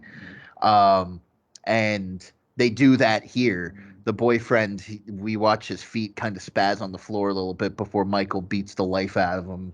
Yeah. And so yeah, now So the Michael. boyfriend's actually the second victim. Like Judith is victim number 3. Yeah. It's not as bone chilling as the original, but there's still a little bit of that creepy moment where he's kind of like playing with her leg a little bit before he comes in Yeah, and yeah. stabs He her. gets in there and he's like playing with her leg, and she's got the headphones on, and she's listening to is it Don't Fear the Reaper she's got on? I think that's later in the movie. They have it when one of the cheerleader characters are in the Myers home. Oh yeah, yeah. Damn. So what the fuck is she listening to on the headphones? Fuck, I don't remember. This one soundtrack I don't have as memorized as The House of a Thousand Corpses or especially The Devil's Rejects. One Yeah. soundtrack choice that I do admire though is that he included Halloween 2 by the Misfits. I don't know why he didn't include Halloween just the first track, but the fact that any of the Halloween songs by the Misfits are now in the Halloween franchise, gotta appreciate it. It was bound to happen. Yeah. So he's playing with her leg, and she's like, "What the fuck are you doing?" She thinks it's her boyfriend, and she sits there. She's like, "What the fuck are you doing?" And he stabs her, and I like this because like she's just crawling through the hallway and shit, and he just kind of follows her, cuts her some more, Yeah, I just wish it was still with the clown mask though, because it looks a little silly when the mask is way too big for him, and it looks kind of Oh like mini yeah, me 'cause he Michael. put Like, the Meyer. Yeah, he put the classic mask on, and yeah, it hey, looks it, I'm gonna it kick your just ass. it just looks like a child wearing an adult mask. Yeah, because I do like the hallway shot. I mean, it's definitely a little more overkill than the original, but I mean, the original had its silliness too with Judith's kill, that it's first person, but he's staring at his hand while he's stabbing her. You know what I mean? Yeah, If yeah, you really think about that, that would be really silly. yeah. um, but it's a pretty decent kill. And then fucking what's it called? Deborah comes home and he's just outside with the baby. It is unnerving. Again, like I said, he goes up, "Happy Halloween, boo." Yeah, That's picks her pretty. up, sits outside with her, and I love this whole scene though. I love the shit out of this. Um, Me too. Cause fucking she comes home, she's like, "What's the matter?" And then it's boom, fucking chaos. This is a big Rob Zombie style bit for me, where fucking news crews over there, it's straight chaos. The fucking bodies are being taken out of the house, and you get your shit. You get your shit just like on Devil's Rejects. They say, and then people are saying that this is as bad as the Manson family. It's a full-on massacre. Da da da da da. They say, yeah, Oh, Judith Myers stabbed 17 times. Ronnie White was bound to a chair and stabbed several times in the chest and the face, and another kid bashed in the face with a baseball bat. Like, goddamn. And she's all screaming and I shit, love and the she shot. runs to Judith's body and shit, fucking screaming and crying. I'm like, yeah, this is some good shit right here. And you get that awesome shot where it kind of just like pans over to Michael in the cop car and he does that eerie turn to the camera. This is where I was saying before, this is where I wish the prequel segment began. I wish we opened up like the original where he was killing we don't even have the bullies. If you want to have the stepdad character, just cut out that dialogue. I wish we opened up on him doing the killing, him in the cop car, and then the majority of the prequel segments was the Smith's Grove stuff, because I actually really have no problem with any of these interview segments with Michael. I will say that the creation of the masks and that whole part of Michael's personality is a little Leatherfacey, but not so much so that it completely ruins Rob Zombie's vision. Where I love these sessions where Loomis is recording his fucking interviews with Michael. And again, you get that creepiness of these sketched masks with like just black, just nothingness Mm-hmm. masks, and this kid's voice coming out of it, just being very innocent. I love, love, love. Even though the movie's called Halloween, we see the quick shot of it's Christmas, and it's playing the happy holiday music, but then on the inside Michael's just having a fucking freak out. Like, Yeah. this is how he spent his Christmas, you know what I mean, crying to go home. It's over the top, it's intense, it's angry, but it's an interesting interpretation. I like all this stuff. Yeah, I like all the bits because right now it says, what is it, 7 months later? They say, yeah, well, one of the lengthiest trials in the state's history. He has been incarcerated at da da da Smith's Grove Mental Asylum, and motherfucking. So yeah, I do like all this stuff where Loomis is trying to get through to the boy. Let me reach this kid, I and like that you see a time where Loomis actually tried. Where, I mean, he is kind of a dick at first. Like, he says black is his favorite color, and then he completely deflates the conversation where it's like, well, black actually isn't a color. It's yeah, he puts on his little beret. uh, It's the absence of color, which he's fucking wrong. Black is the absence of light, but yeah, anyway. it's fucking annoying, dude, because it's like the whole color spectrum. You have black, which is no color, and then you move through all the colors, and then you have white, which is all color. I'm like, no, motherfucker, that is white.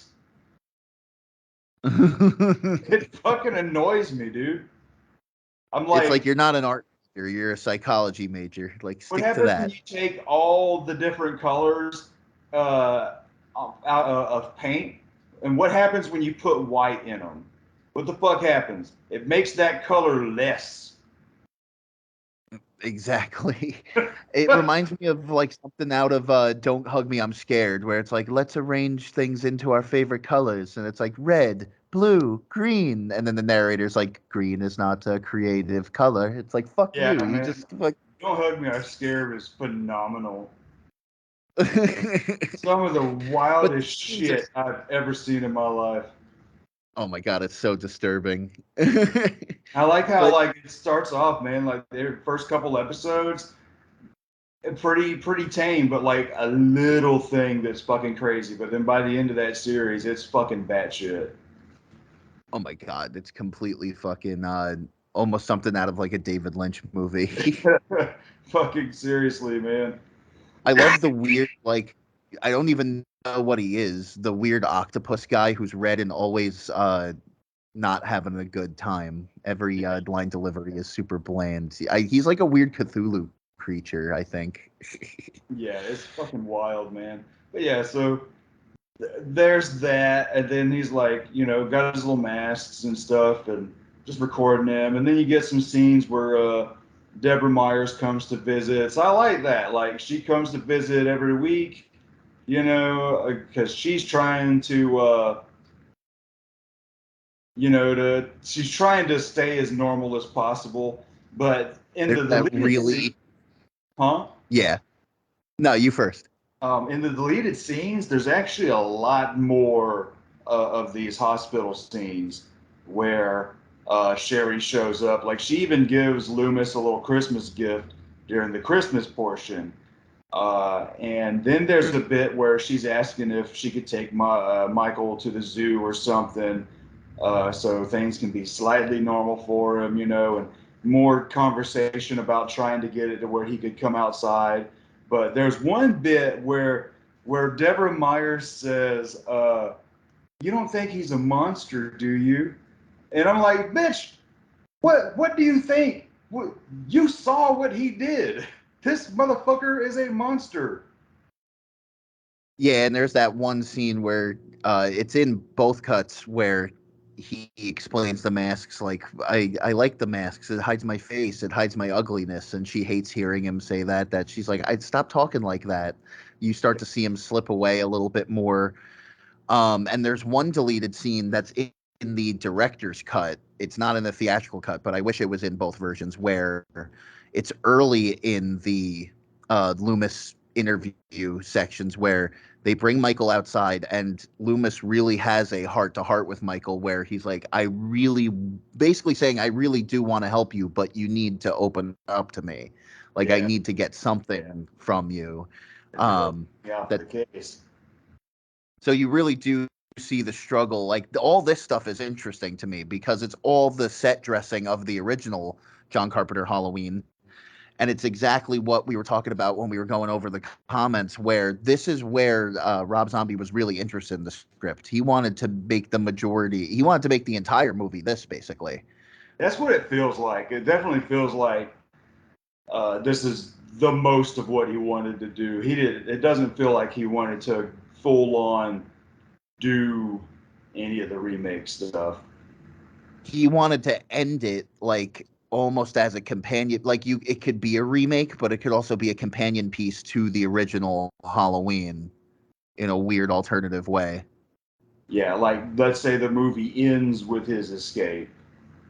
That's what I think, they were going for. So all this stuff is actually pretty solid, and I think Malcolm's performance is like really at its best here, right before he gives up and becomes a sellout. Because, like I said, you see that struggle, you see that like he did really care about Michael. There's the Christmas scene, like I said, where he's freaking out, and then it immediately jump cuts to Michael's calming down, he's crying, and he's fucking, he's hugging Michael and being like, you can't go home. I'm afraid you can't. You've done terrible things. And it's killing him even having to tell the boy that he can't go home. You know what I mean? So there is some pretty good emotion here.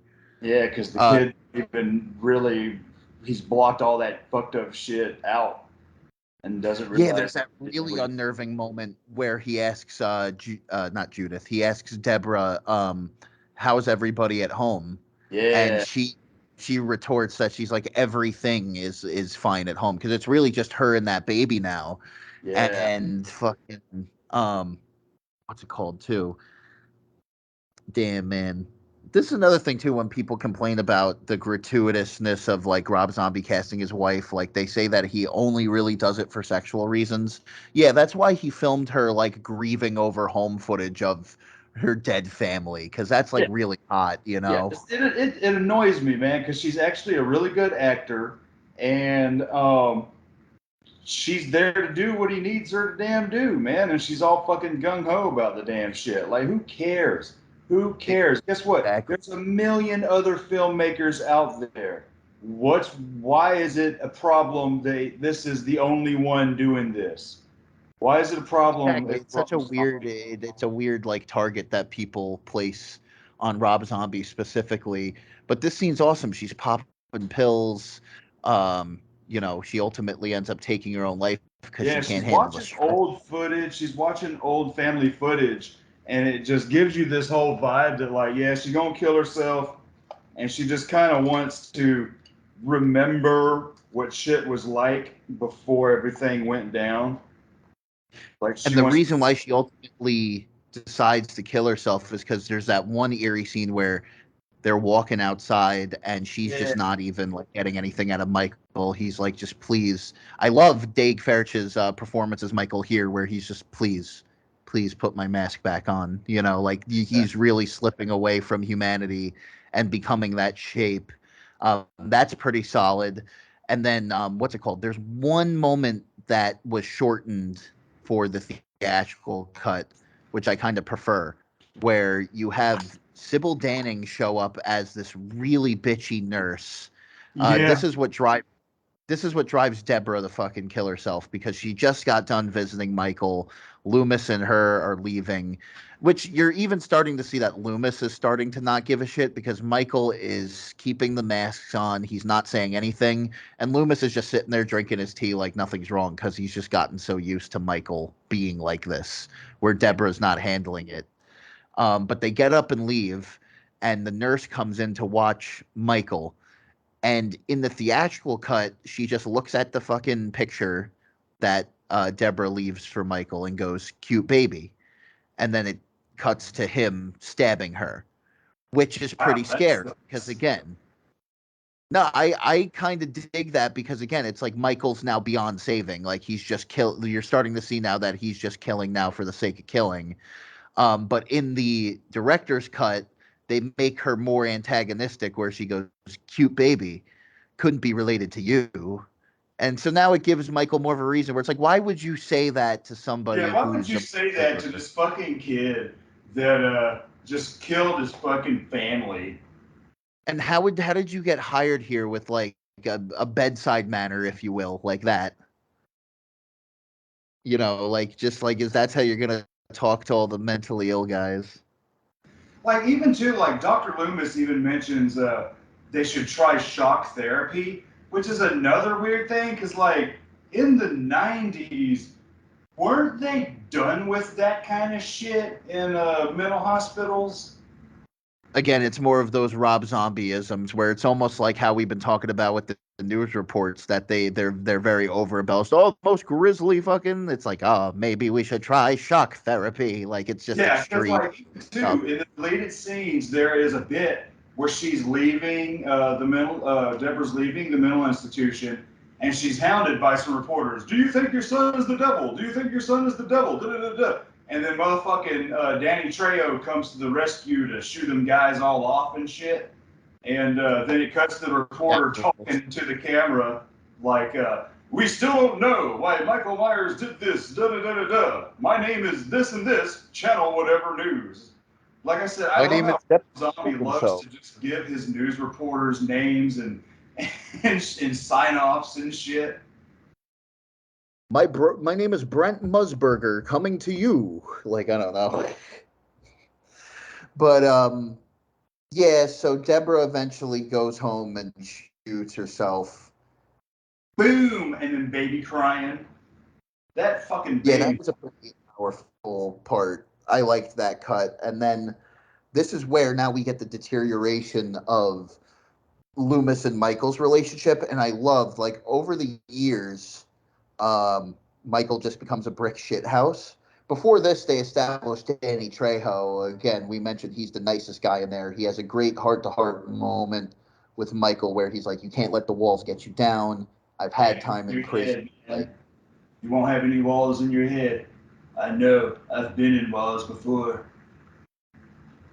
it's easily like the best monologue in the movie, just because it's just Danny Trejo being the man. But then in between this, I do like eventually with the creation of the masks, they distance it more from a Leatherfacey thing that he has like that one orange one that's like a jack o' lantern. I Yeah. like that mask, and then they do the clown one, and now you have like the black eyes where you can't see behind them. You just have almost like this Judge Dredd frown under this clown mask. Like, it's really creepy. I don't mind the long hair on Michael because he's not bearded hobo Michael yet, but he's Yeah. still, I get Zombie's mentality that he wouldn't be clean cut in this mental asylum. He would still be pretty shaggy. So that I don't mind. And then we get this amazingly chilling scene where this is now where Loomis has to cut himself off from Yeah, 'cause Michael. this is this is where Trejo and Adam Banjo comes back. It is the same guy. I knew I recognized the face. Yeah, oh Adam Banjo fucking sitting there talking all kinds of shit. Fucking I guess he's a new This is guy at this asylum way. now. And Yeah, Trejo, that in mind. huh? Keep that in mind that a lot of this stuff with the dude who plays Banjo is more so the unrated cut. Yeah, because and this is what makes me think that I've never seen the theatrical cut. Because a buddy of mine, back when I was working at Cessna, when the movie had come out, and I said, "Yeah, man, it was fucked up when they busted in there and started raping that girl." He's like, "What? I don't remember no girl getting raped." And I'm like, "Oh yeah, you saw it in the movie theater." But Exactly. That's the major change between the two cuts is the breakout is really, no pun intended, the make or break. yeah, so Which like, they're putting the handcuffs on him. He's like, "Sorry about the chains, Mikey." Da da da da da. And he's like, "Why are you talking to this motherfucker, man?" No no no no no. And he's like, "Look, man, I've been taking care of this kid for 20 years, man." And then Trejo mentions the line that's like, "Oh yeah, you just sealed your fate." He's like, "Yeah, I retire in 3 months, man." He's like, "Yeah, you're gonna."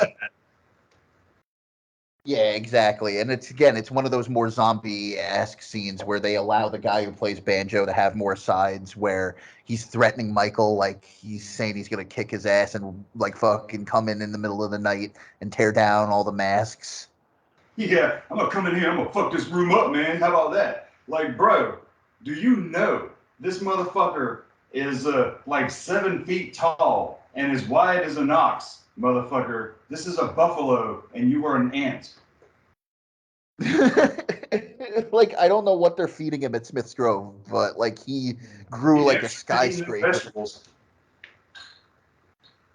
He ate his fucking spinach like Popeye. Yeah, dude, he's been eating his spinach. A knife muscle instead of a battleship.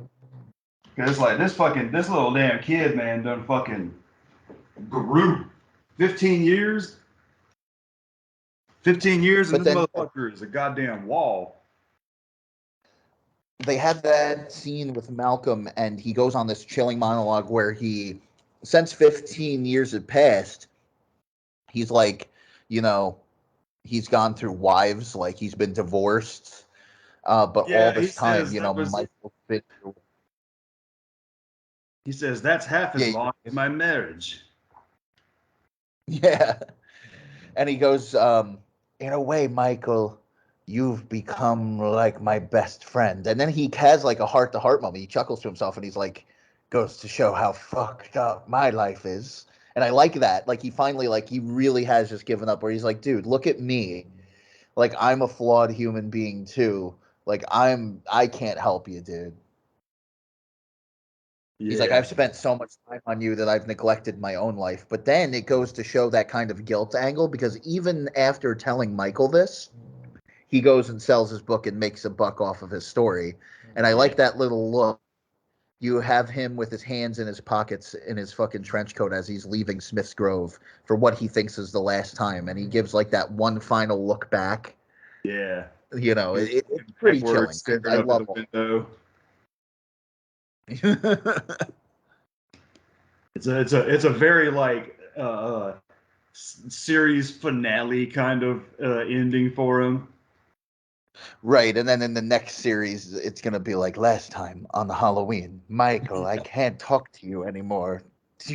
As he's like walking away, but they speed up the walk a little bit. Yeah. So what happened? The breakouts next, right? So this is where the big major difference has between the two cuts, where the unrated cut reminds me a lot of Kill Bill Volume 1, where you kind of have these dudes who are like Buck, and they're here to fuck. Yeah. I don't know why Buck. Smith's Grove has these guys fucking hired, but it's Banjo, and I guess we'll just call the other guy Sullivan. Yeah. The other guy don't really have a name, and he's like, "Yeah, man, you want to call me on my favorite water hole, man? Come over here and do this shit." And yes, we got this new girl, man. Da da da. Let's look at her. You know, they get her out. They're gonna rape her and shit. And it's fucked up because like we know there are cameras here all over the place. Are y'all fucking stupid?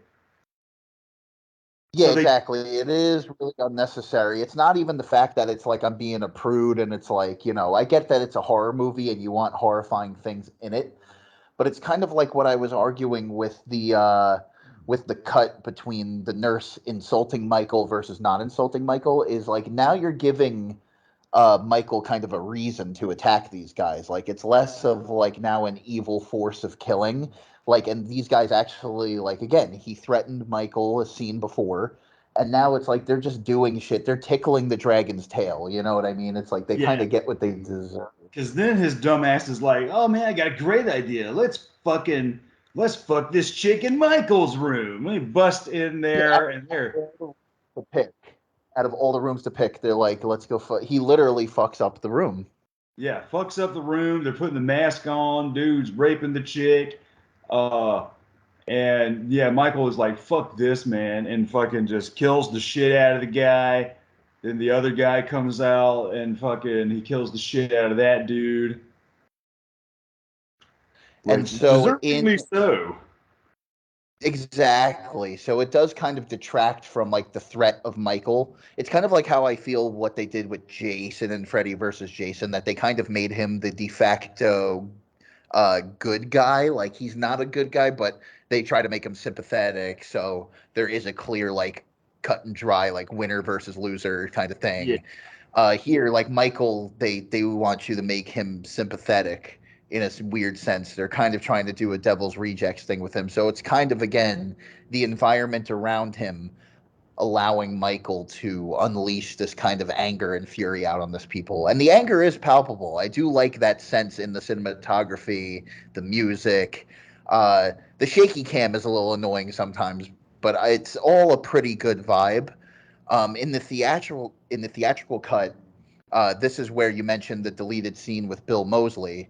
It's not deleted. You kind of get a give and take between these two cuts. Do you either want extended scenes with Loomis or this and that, or do you want the cut with Bill Moseley? Because the breakout scene is just Bill Moseley, Tom Tolles from House of a Thousand Corpses and Devil's Rejects. Um, I believe this is where Leslie Easterbrook is. I'm not sure. She might be one of the officers as well, working Smith's Grove.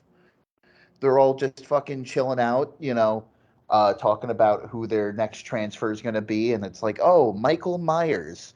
And it's a little corny, but it's Bill Moseley, so he sells the line. He sits up from the fucking desk and he's like, oh, trick or treat, baby. Um, it's a pretty decent breakout scene. They're moving him along throughout the hallways, and then he fucking like busts out of his chains. They try to shoot him. He kills Bill Moseley and the rest. The only thing I don't like about it is the shot where he rips the chick's throat out, and it just kind of looks a little corny when she's like kind of like stuttering on the floor a little bit. You could definitely tell this was when the Weinsteins were telling Rob Zombie to reshoot some of the films, some of the parts of the film. But what I do appreciate about it is that even when put under the studio pressure that he has to go back and reshoot or create entirely new scenes, he still finds rooms for his friends. He still finds room for Tom Tolles, Bill Moseley. You know what I Yeah, mean? He still even kind of Tom makes it Tolles, worth it. he's not even in the director's cut when we were watching the deleted scenes. There's a bit where they're talking about the transfer, and they deny it. See, it's actually Tom Tolles, that German guy, and Clint Howard. Um, and I Ooh, yeah, Udo Kier.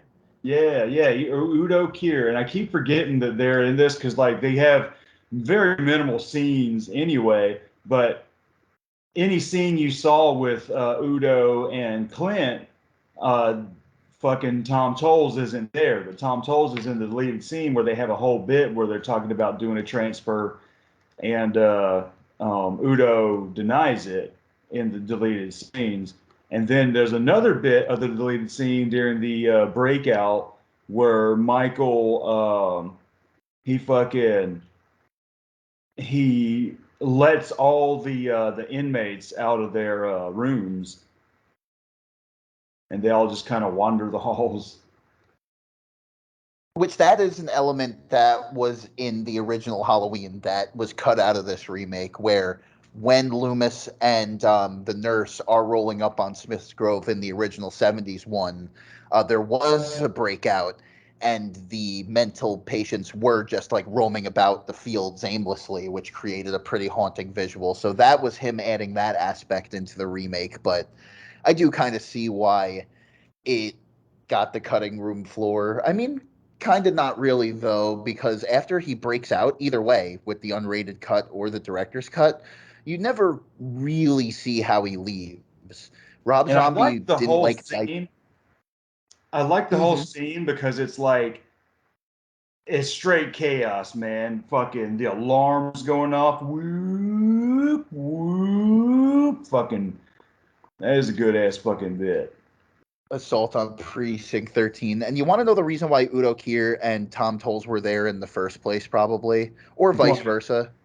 was This is that? the same exact year that Werewolf Women of the SS, the trailer, 2007, was Yeah. added in Grindhouse. So they were probably filming it like back to back. True that. So, what happens next? Um,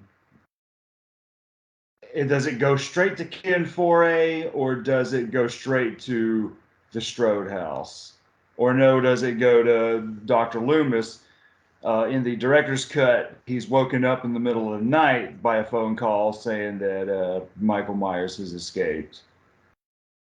Yeah, there is an extended sequence that's not in the theatrical cut where the head of Smith's Grove, played by fucking Udo Kier, um, pretty much is trying to, like, they literally word it this way. He's trying to wash his hands of the whole thing, and they almost cartoonishly write him where he's like, I can't be held responsible for everything around here. You Yeah. know, he wants to blame it on Loomis. And Loomis is fucking critiquing them that it's like, you guys just, let the monkey out of the cage, and now you want to just wash your hands of the whole situation. All you They had to want, do was just let him sit there until he died. yeah, keep the monkey locked until it rotted and died, or whatever the fuck. And then he says, what Uh, does he say? Foolish is the man who trusts the wolf to the tameness of the wolf. What the fuck? this fucking dialogue. I fucking love that, man. Foolish is the man who trusts the tameness of the wolf. And then there's moments like when it's not original, like Rob Zombieism dialogue. He's kind of doing what the Psycho remake did, where there are moments of this movie that are shot for shot, line for line moments where, you know, uh, he says something about anybody could like get directions from Haddonfield from like a 5-year-old or something like that. Um, fucking whatever. Like there's sometimes it's direct dialogue lifted from the first movie, and then other times it's similar dialogue with a fucking Rob Zombie paint job over it. Like Yeah. one of the main examples being when one of the girls is talking to Lori about the extra cheers that she had to learn. It's basically the exact same sequence of dialogue, but with more fucks and added like perverted elements. Yeah.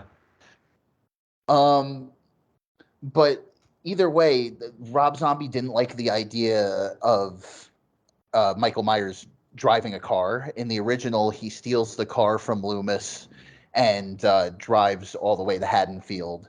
Where here, he has to break the tension of in the theatrical cut, it ends on him talking to Udo Kier. He's like, I know exactly where Michael's going. And it cuts to the Strode family, which is great. Like, I like that. But here in the unrated cut, he gets in his car and straight up screams in Udo Kier's face, Haddonfield! Like, because he has to spell it out to the audience. Yeah. And then Udo Kier, like, Haddonfield is 100 miles away from here! So, Yeah. Rob Zombie doesn't like the idea of Michael knowing how to drive a car, but it's like, so he just walked 100 miles and got there, like, in not even a day. Yeah, I mean, really, man. I would walk 100 miles. But yeah. I could just. So we get. I'm just gonna go ahead and go straight to the Ken Foray scene. After this, because it's still nighttime. We get a truck stop, and it's a cool fucking bit, man. Damn, Tom Sawyer's jamming. You got a damn gas truck fucking driving up. Ken Foray coming out looking like a badass, talking about, yeah, I'm back, da da da da da. And he's got a little magazine, and he goes to the shitter. And what I think is funny, man, about movies is when motherfuckers be looking at porn and shit, they always be like, damn, oh, damn, look at her. Yeah, you all right. And I'm like, nobody looks at porn like that by themselves. Yeah, they're all openly making noises and like making it, especially in a bathroom, dude. Like you want people to know what you're doing in there. Yeah, but I'm goddamn public restroom. He's Joe Grizzly. But then Michael shows up and his dirty ass feet. This man has been walking for a long time in some slippers. They might as well be some bunny slippers. Right. But these are some dirty ass feet. And Ken Foray gets a lot of good ass lines right here. Yeah, he's like, allow me to pass this beast in peace. Yeah, he says, I got a Taco Supreme Deluxe that is talking back at me right now. It's so ridiculous. And it's like, in the original Halloween, I hate to keep going back to the original, but it's like it really shows the two complete differences in filmmaking. You just kind of have a subtle shot where Loomis notices the empty truck, and then it kind of fades to the side, and you see a guy with a missing jumpsuit. The truck driver's dead in the bushes. Here we have a whole backstory with Joe Grizzly. Yeah. And you have a whole fight. My name is Joe Grizzly. Bitch. And he has to get the shit covered overalls. Yeah, he pulls his fucking knife out, and I like this shit though, man. Michael fucking just he gets a punch in, and then Michael just stabs the shit out of him and just starts slamming him into the fucking, just destroying this bathroom stall, man. Fucking slamming him into the damn walls and shit. And I like the cut. Michael puts the jumpsuit on and walks out, and motherfucking Ken Foray just laying there in a pool of blood on the bathroom floor. Yeah, I mean, if it wasn't Ken Foree, the scene would be useless. But I do like that. Like, we got the legend in another horror movie. And he's kind of got like the Jules Winfield haircut. They gave him that kind of hairpiece. Yeah, got a little perm going on, some sideburns. He quotes Cool Hand Luke before he fights Michael, so that's only in the unrated cut, though. They cut down his dialogue in the theatrical cut. But yeah, pretty interesting. He fucking puts on the shit-stained overalls, doesn't even, like, clean it off. Michael doesn't care. Yeah, he don't give a shit. His feet are dirty. So yeah, it's almost like I need your clothes, your boots, and your motorcycle. Exactly. Like I've been Fuck you. walking 100 miles in these slippers and this robe, man. But then this is where we're finally introduced to Laurie Strode and the Strode household. And what's interesting about this is now that we're halfway into this movie, it kind of feels like now the remake is on speed run a little bit, where he Yeah. is doing some shot for shot moments, but it's condensed and it's a lot quicker. Yeah. And again, this is where, much like I was saying, Sherry Moon Zombie, people only focus on her doing the stripping. Scout Taylor Compton, I think she's really good as Laurie. She's not as iconic as Jamie Lee Curtis, but she definitely gets across the modern babysitter vibe for 2007. She's very natural in the role. And the only thing people seem to focus on is that one moment where she fingers the bagel. And Yeah. I don't like it either, guys. Like, it is very stupid, but the rest of the movie, and I think, her performance in Halloween 2, people preemptively, like, tack that criticism onto Laurie in this one, where it's like, no, she plays like a really good, normal, like, girl next door. They still have to say some clunker Rob Zombie lines like, I heard Ben Tramer was retarded. Oh, well, she's not short bus retarded. There was stuff like that. What's so funny about this scene is like it begins with Mr. Strode talking about like, oh, how about that? Dan's Hardware is closing down. Though this whole place, the corporations are taking over. Like It's all he like, needs is a dog to bring him his pipe and slippers. right. Or for him to look over, like, where's my pipe? And his cat has it in its mouth. Right, like fucking A. But what I like about this scene is I have no problem with the bagel fingering bit because when he mentions closing down and Laurie's like, yeah, oh yeah, he used to touch me inappropriately and da da da no and he fingers the bagel. You almost feel that they do have this sort of open relationship where she's definitely not like this, but she's just joking around with her parents and shit. I got no problem with the bagel fingering scene and shit. It's just there to fuck around with her damn mom. And her mom's like, oh Right. my Her mom God. played by Dee Wallace. Dee Wallace from Cujo, E.T., another fucking legendary casting from Rob Zombie's part. And another thing too that like the bagel fingering is supposed to do is like she's still got that Myers in her, even when she's in the nice Strode household. That there is still a little bit of that bloodline in there, even though it is just a quick little fucking around scene. Like another thing that Rob Zombie did with this is it's meant to be a juxtaposition from the breakfast scene that we saw at the beginning. The really chaotic arguments, the Yeah. screaming. It's now juxtaposed that Laurie has this loving, happy, normal household. Hmm. And they can all talk to each other, not bad, but there's a more I would say they that she grew up with very understanding parents. That's why she can joke about sex like that to her parents, and they not kind of really bat an eyelash to it because like it ain't gross, it ain't too gratuitous. Yeah, Oh, she's telling her to stop, but she's still laughing, and so it adds to that tragedy of like we know they're gonna die. And it sucks because she's being dragged back. She fucking rose above. She doesn't even know she's Michael Myers' sister yet, but she rose yeah, above she don't that even know that throughout kid. this whole movie. She doesn't even Exactly. find out. The only people that know in this movie are the Strode parents, Sheriff Brackett, and Loomis. Right. But she's But being dragged back into that because Michael feels almost betrayed. Like he wants to kill her, but because like, she feels like left behind by her almost. That she got to get out of this life when he almost like festered in it. Not almost, he did. He fucking was locked away for years. So he gives her this mail. This is always just kind of weird to me. He gives her this mail, and he's like, "Yeah, make sure to put it in the slot." And their house is all decorated, really cool.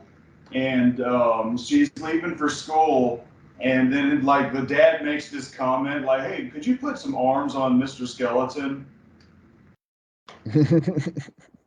Yeah, it's just a weird throwaway line. But the whole That's mail, also yeah, make sure to put the slot, mail in the slot. She's like, "I know." And she starts walking the streets, and then little Tommy Doyle comes running on up, being an annoying little kid, and she's acting annoyed, but she's not annoyed. It's just the teen girl and the little kid kind of relationship. She's the babysitter. Yeah, they have a good chemistry where they kind of mess with each other. Where even later in the movie, him and Lindsay are like bothering her, and she's like getting a little annoyed. She's like, "Give me 1 second, guys," and then they literally count down like 1, 2, and then she's still laughing though. Like she still has a good rapport with them.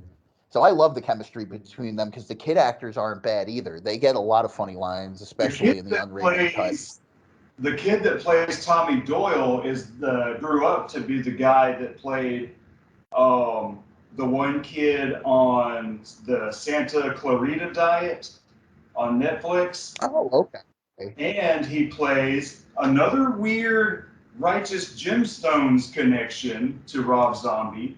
He plays Danny McBride's son on the Righteous Gemstones. Nice. Okay. I'd have to see what he looks like now, but I'm sure I can kind of see it. What's weird about Tommy Doyle, though, is so the prequel segments most likely took place in the 90s. This takes place in 2007, but he still has like the 1978 like bowl haircut that's just a little longer. Yeah, it's weird because I think no matter what time period we will ever be in, I think every kid will have a bowl cut, no matter what generation. It's the easiest thing to do. Like me, I had a bowl cut at the tail end of the '90s. I had a couple friends who had a bowl cut at the tail end of the '90s. I don't know. It was just a thing, and it will continue to be a fucking thing. It's like Michael Myers. It never ends. The evil never dies. So yeah, she's like, I gotta make a stop right here. She's like, don't go to that house. That's where the boogeyman lives. And so this rundown house, why is she delivering mail to this rundown ass house? And why does her dad give a fuck if that mail is delivered there? They do mention that the house is being sold.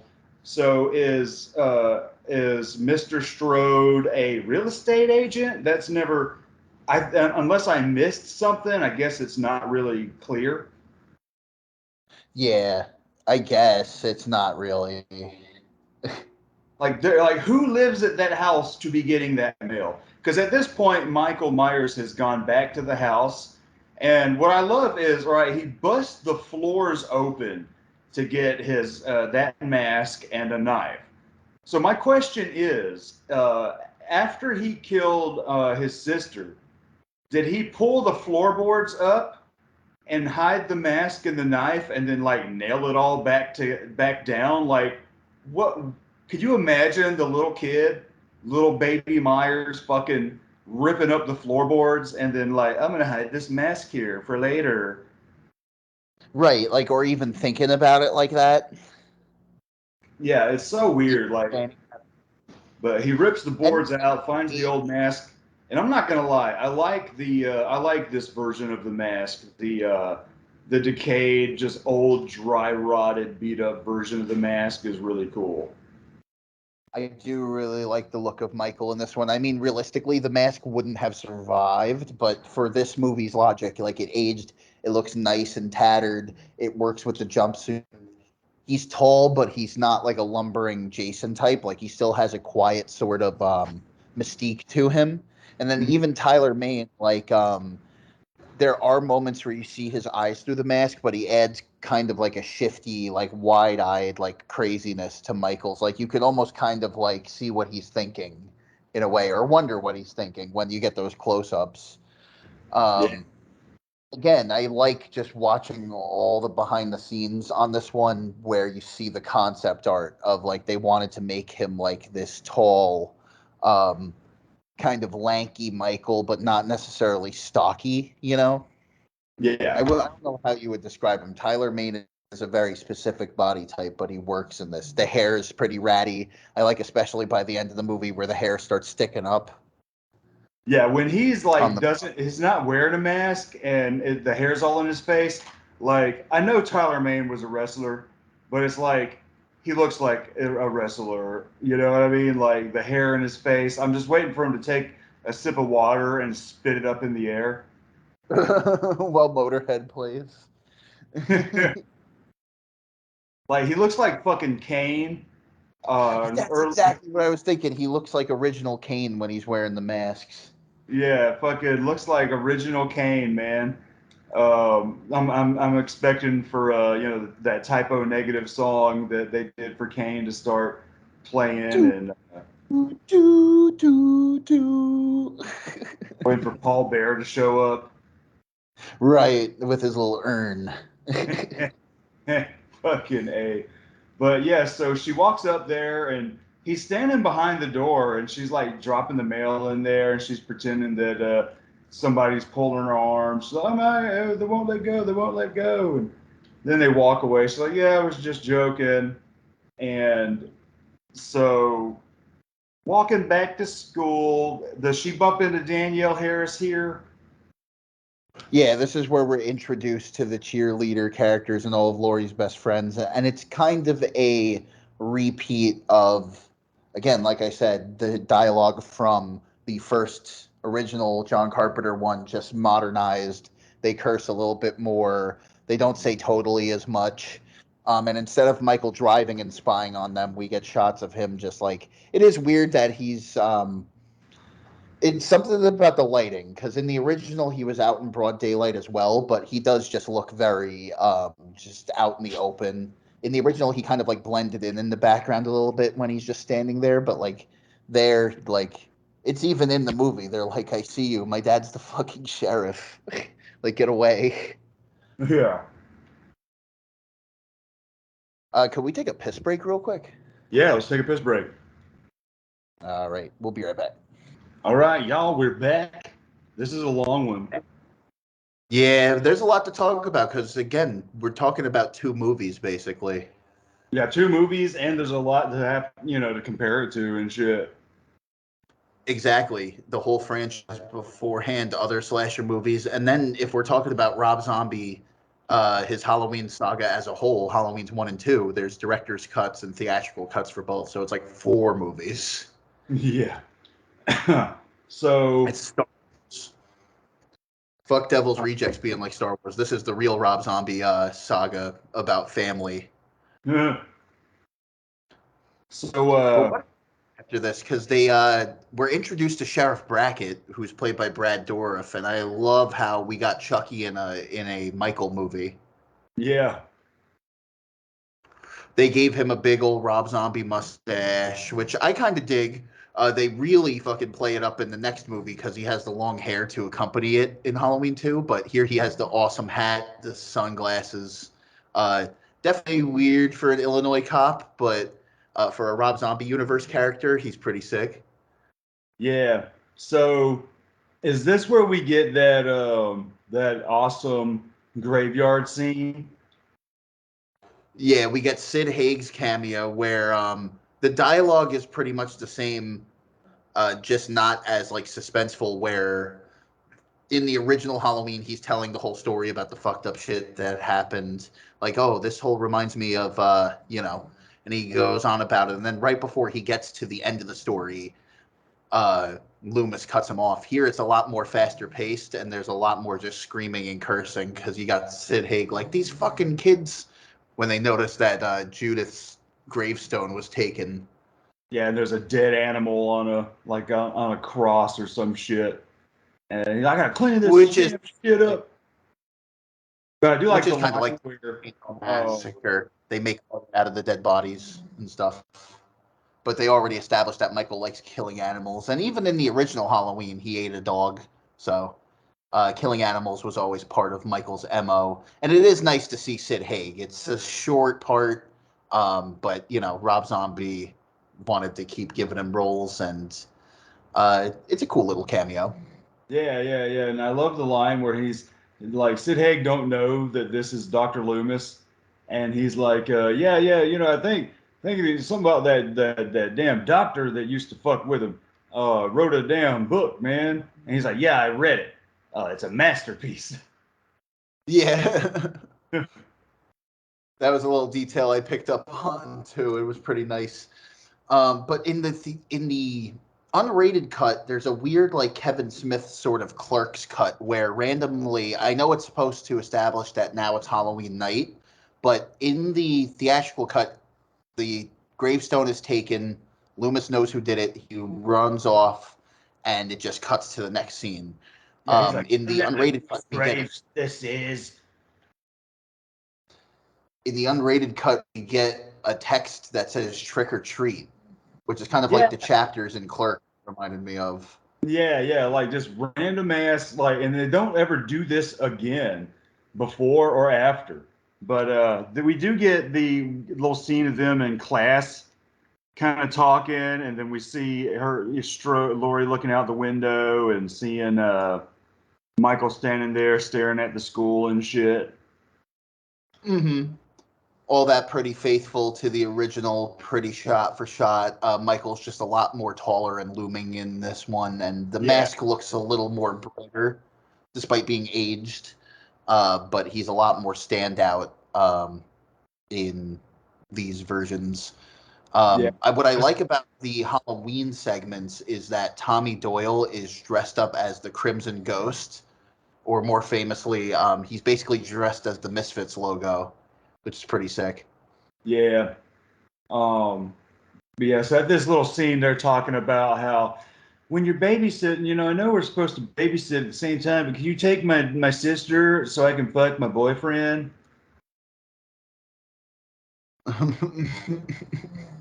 And that's And basically what they. this is where things kind of vary from the original as well, because in the original it's mostly just Michael infiltrating each home at a time and taking out the babysitters, where here uh I keep forgetting the girl's name who plays the cheerleader, uh the one who was played by PJ Souls in the original. I want to say Julie, but I'm not sure. They um they are Annie and Linda Van something. Linda, that's it. Linda and Bob, instead of Michael breaking into their house, they end up going to the Myers house to get down. So it's Yeah, almost kind of Scooby Doo esque, where they go to the abandoned, creepy house to fuck, which is just inviting yourself into trouble. yeah. Like she's like, I'm gonna miss coming here. This place is getting sold. But I also kind of get it too, because maybe before Michael, like when he was in Smith's Grove, this probably was a famous spot where teens came to squat and do shit like this. Yeah, But even so, you come here to fuck, and it's like you don't know if anybody, like not even Michael, just any rando is in that house. yeah. Seriously. So like, are we at the point of trick or treating and nighttime and because like we said this whole part kind of speeds up like it's the first Halloween just truncated. That's what I remember. And again, the theatrical cut is very strict. I think it's only like an hour 30, hour 45. You know what I mean? Oh wow, see, So yeah, it's almost like with chunk. the unrated it's like with it being 2 hours it's almost like you have an hour of prequel and then an hour of remake. Yeah, it's like an even 50-50. But yes, I But guess. this is what I and they're watching the thing again, even though again it would have been funnier if they were watching the Carpenter version. Lindsay gets a lot of funny lines both in the theatrical and the extended edition. Like again, the chemistry between all the babysitters are awesome. Danielle Harris does a really good job, especially since she's returning to the Halloween franchise. Um, she was Jamie Lloyd when she was a little kid. Mm-hmm. So she does a good job in this. And it is disturbing when shit hits the fans, since I think audiences were used to her as a child actress, seeing her get brutalized while naked. It is effective, It's daring and pretty fucked up. But yeah, so I'm guessing we're at where um they're in the Myers house and they're fucking and dude goes to get more beer. But I'm like, okay, so you left the beer in the van? Why didn't you bring the beer all the way up where y'all were at? Yeah, just have it with you already so you don't have a horror movie scenario. Yeah, like dude walks all the way outside, rummages through the beer, and he starts whining about all the empty cans being in his cooler. Um, and then he's coming back up the stairs, and now he's wearing the sheet and the glasses. And there's a deleted scene we watched where Michael kills him in the van. But he in the unrated version, he walks back upstairs with the sheet or whatever, and Myers like pulls him away. And is this where he stabs him into the wall, or is that the other boyfriend? Is that Daniel No, Harris? yeah, stabbed into the wall, and that's ripped directly from the original, which even in the original, it is an iconic scene where he stabs him and does the head tilt, but I always thought, like, wouldn't his body just, like, fall? Yeah, it's fucking stupid because um number one, that knife ain't long enough. Number two, you didn't push the knife in that far. And so, with the knife not being long enough, how is this one knife strong and long enough to go through his body and into the wall enough to hold him up? Fucking stupid. It's true. It's iconic, but stupid. My But I God. like it, though. We created it pretty faithfully. The only thing I don't like is so they recreate the line. PJ Souls in the original improvised the line, you'll see anything you like. So she repeats that, but then they throw in this extra line where she's like, "Hey, Casper the Friendly Asshole Ghost, where's my beer?" And I'm like, "That's just fucking." That's Like, just, where's my fucking beer? Hand it over. And what the fuck happens? Like, he just does he just break her neck with or choke her? yeah, he chokes her out like in the original, because she still thinks it's Bob fucking around with her. I like how they still keep the detail of you could see the pale eyes of the mask through the sheet and the glasses. Yeah, and he just kind of carries her out of there, all naked and shit. Um, and Yeah. so Lori's chilling at her house, and does she get a call from Danielle Harris? Yeah, they're Yeah, because talking she's over. like, because actually, yeah. So I believe what happens next is trick or treaters go into Lori's house because you got Lori and her mom and dad sitting there while the trick or treaters are coming around. And Lori's like, okay, it's getting late. I got to go do my babysitting. So she leaves to the Tommy Doyle house, and um, Miss Strode walks into the house. And I love this scene.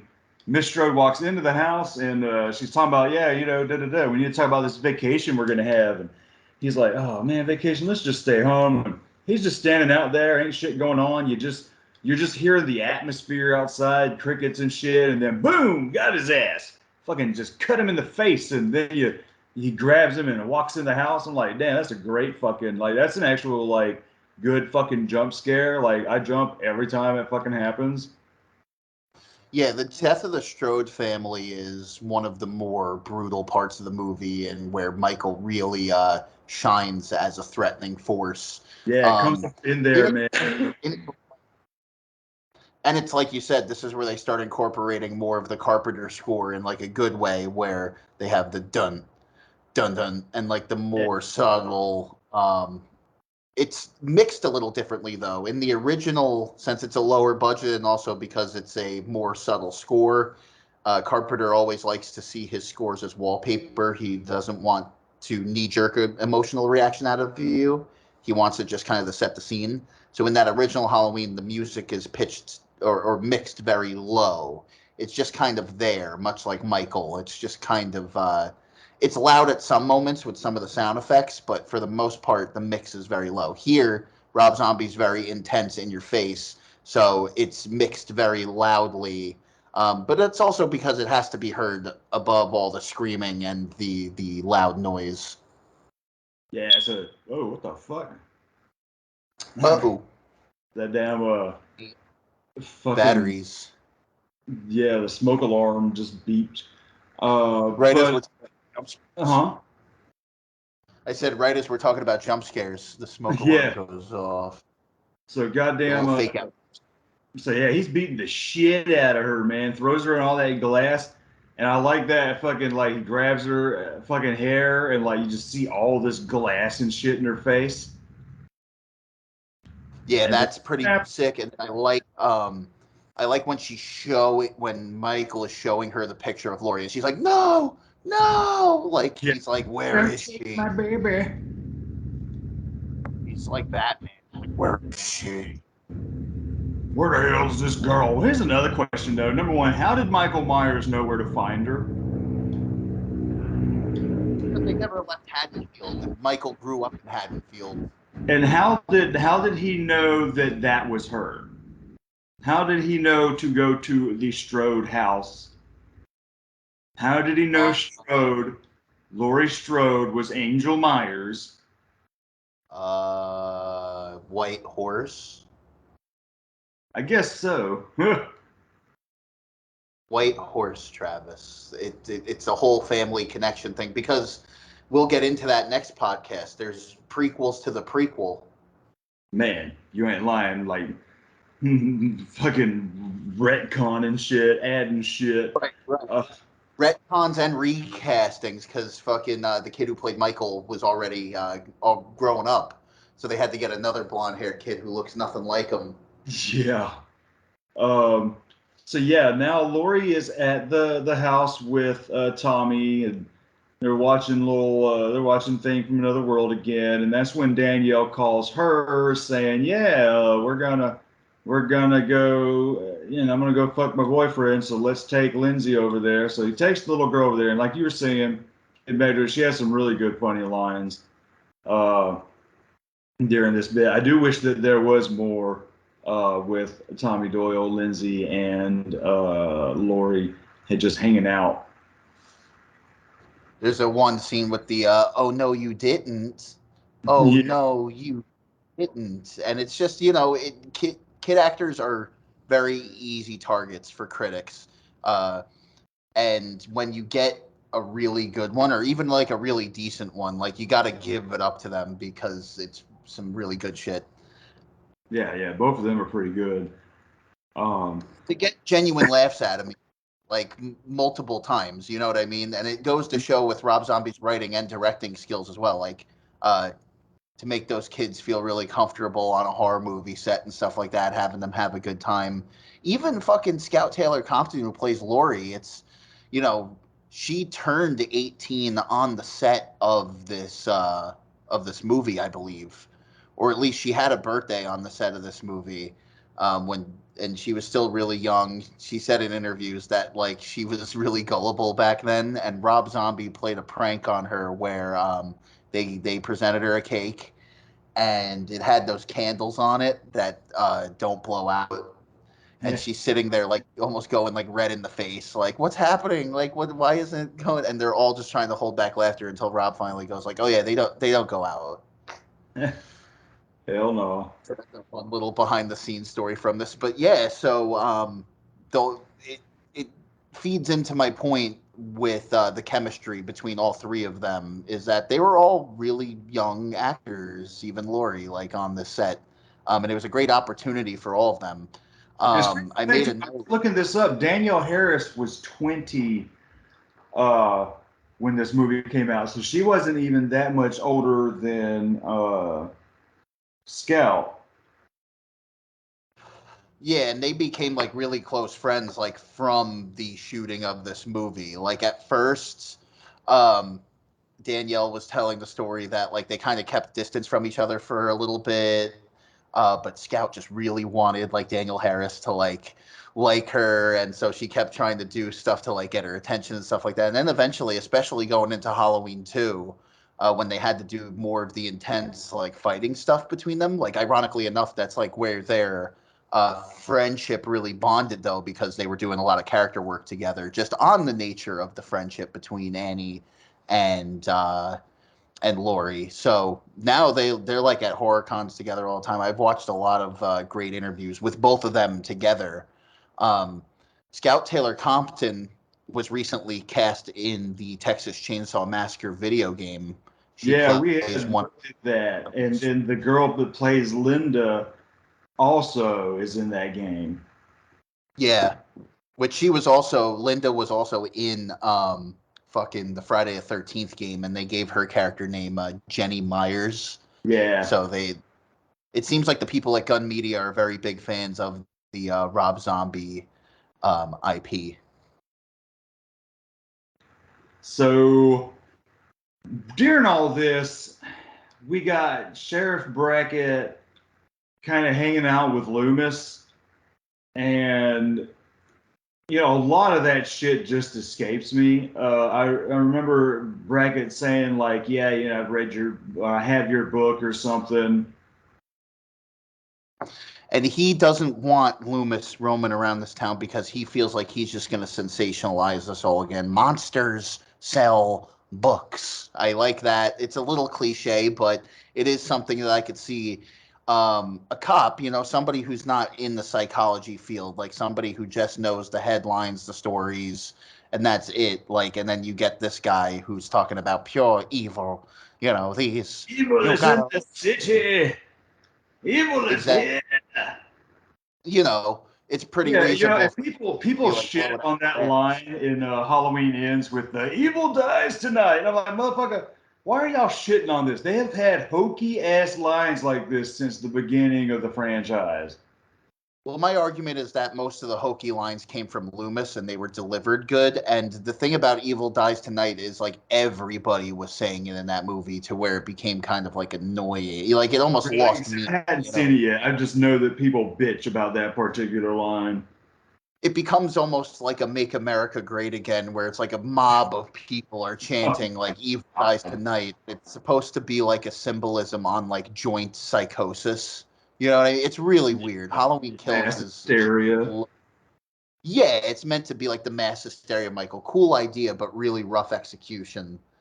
When we do our retrospective, you'll have to take a look because there's stuff about Halloween Kills I do like more than the average bear, but fuck, man, that Evil Dies Tonight is annoying. God damn. Yeah, we'll definitely get there. So what's happening now? Are we cutting to? Because like this is the thing that gets annoying in slasher movies is like it's just fucking die, fucking die, fucking die. You know what I'm saying? Like Yeah, and yeah, then with Rob Zombie, there actually is more filler stuff that you don't want to miss that are interesting. One thing I do want to mention, though, since we were talking about Scout Taylor Compton before, is I made a note of Rob Zombie really fought tooth and nail for Scout Taylor Compton. yeah. He said One, that she was his first choice, but apparently she went through like a hardcore auditioning process. yeah, and it got to the point where he was almost kind of playing a chess game with the Weinsteins, where he was offering the role to actresses that he knew were going to turn it down. But weirdly enough, Kristen Stewart was pretty close to being Laurie in the like she was one of the ones that I believe either the Weinsteins or she had an audition tape that she was going for the Laurie role, which this is before Twilight. This is before or maybe did Twilight the first one come out in 2007, 2008? So just right around then. So that would have been an interesting alternate universe. Kristen Stewart as Laurie, but Yeah, then what happened later on in both Kristen Stewart and Scout Taylor Compton's career is they would both star together in the Runaways movie. yeah, Kristen would be Joan Jett, and Scout Taylor Compton played Lita Ford. So yeah. that's pretty interesting. Fucking wild.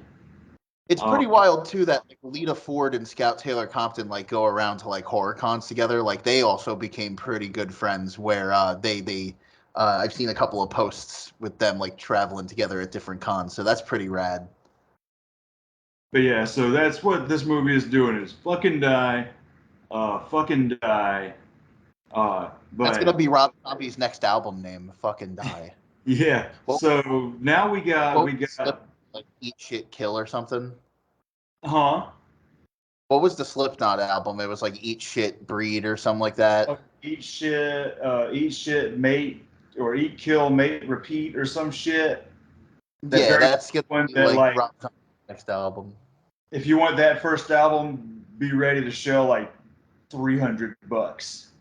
It's an investment. It's kind of like how I want Tool's Anima on vinyl. I have all the other vinyls, but fucking Anima escapes me because it's like 300.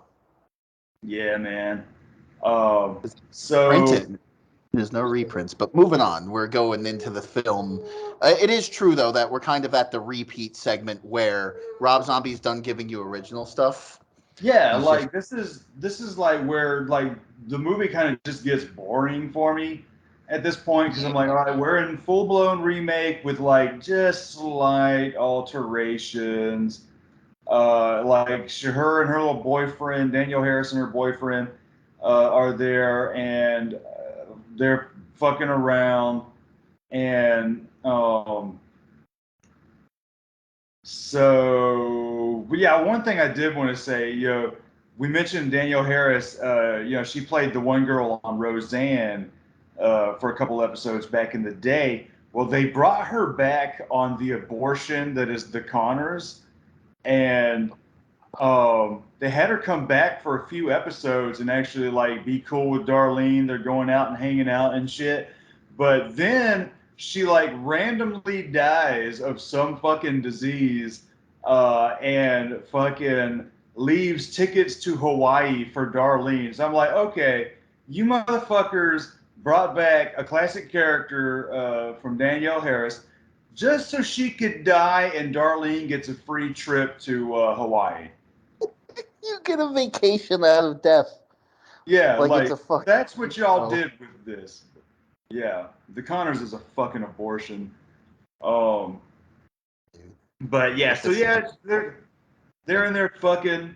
Michael Myers comes in there, kills the shit out of the dude. What does he even do to the dude? Because like I said, right now I'm just bored out of my mind with some of this So shit. he brutalizes Annie, and you get another kind of Leatherface moment where she tries to leave the house, and he pulls her back in and Yeah, slams that the is a door. great fucking shot, man. She's running out of the house, fucking screaming, and he pulls her back in the house and shuts the door. And I love how they just linger on the house, and it all is quiet. You just hear some dogs barking and some crickets and shit. Right, I do like that as well. And then what he does with the boy, I actually really like is he puts the pumpkin over his head and hangs him over like the Yeah, balcony of you the don't house. see him do that. You don't see him do that. Um, so how does It's a he kill the protocol on boy? the original. I like that it's not a repeat of like the guy hanging upside down from the original John Carpenter one, but it's still in that same vein that he turned his crime scene into like Halloween decorations, into like some weird fun house. Yeah, but like what did he do to kill that dude? Fuck, I'm having trouble remembering if it's even on screen. Probably Yeah. just stabbed him a bunch of times. And so yeah, he beats the shit and cuts the shit out of old Danielle Harris, but surprisingly she survives all that shit. Um and Yeah. And it's pretty brutal when what's it called? In between this, we've got interspersed dialogue with Loomis and Brackett inside the car, and then they get the fucking call from Laurie Strode because Laurie finds the body and is yeah, crying. because what happens is yeah. Mm-hmm. So Lori says, okay, we got to take you home now. And she gets another little funny line. Lindsay gets another little funny line about, I'm Queen Sheba. You bow and worship me. Yeah, that's a good one. And when they come over, it's a really fucking intense scene because Michael is still in the house, and while Yeah, she's calling 911, you have Annie yeah. shouting for Lori, And which she she's thinks just she's just screaming, getting it because he's. Laurie! Yeah, it's fucking crazy. Um, what's it called? In between this, you have Sheriff Brackett and Loomis driving around, and I love Malcolm McDowell, where he's like, "He's found her. He's already found her." Oh, it's 10 minutes away. You know what I mean? Like, but they're Yeah, already like too late. we can be there in a minute because they're headed somewhere else. Yeah, Where were they so got? they Where got were to they? basically turn around. Like they were supposed to be heading like somewhere a little further out. Yeah, But yeah, they hear it on the call, like giving out Brackett's address, and then when they get there, pretty good scene. Brackett seeing his daughter all fucked up. yeah, it's pretty crazy, especially in comparison to when the same thing happens in Halloween 2. The performance here from Brad Dourif is a lot better with him reacting to his daughter being bloody on the ground. Um, it's pretty intense. Yeah, he's like, And "Here then, in a minute, oh my god." yeah, he's like, "Hang on, baby, I got you." But they put her in the ambulance, and then the kids start running out screaming for help. Yeah, And and Loomis he's talks like, to them. Come here, children." Yeah, the one thing this movie is missing is the creepy scene where Loomis is like, "Hey, Lonnie, get your ass away from the Myers house." That would have been great for fucking Malcolm McDowell, but he's like, "All right, go over by the ambulance," and he goes over to the Myers house because that's where Michael's taking her, right? Well, yeah, not yet, because now, I guess before Brackett gets there, we have Tommy and Lindsay and Lori hiding in the bathtub. And Oh yeah, she does like the hurricane evacuation method, where I don't know why, like it's kind of the reversal of the closet. when Jamie Lee Curtis went into the closet. Yeah. And Myers kind of disappears, and then two other random cops show up.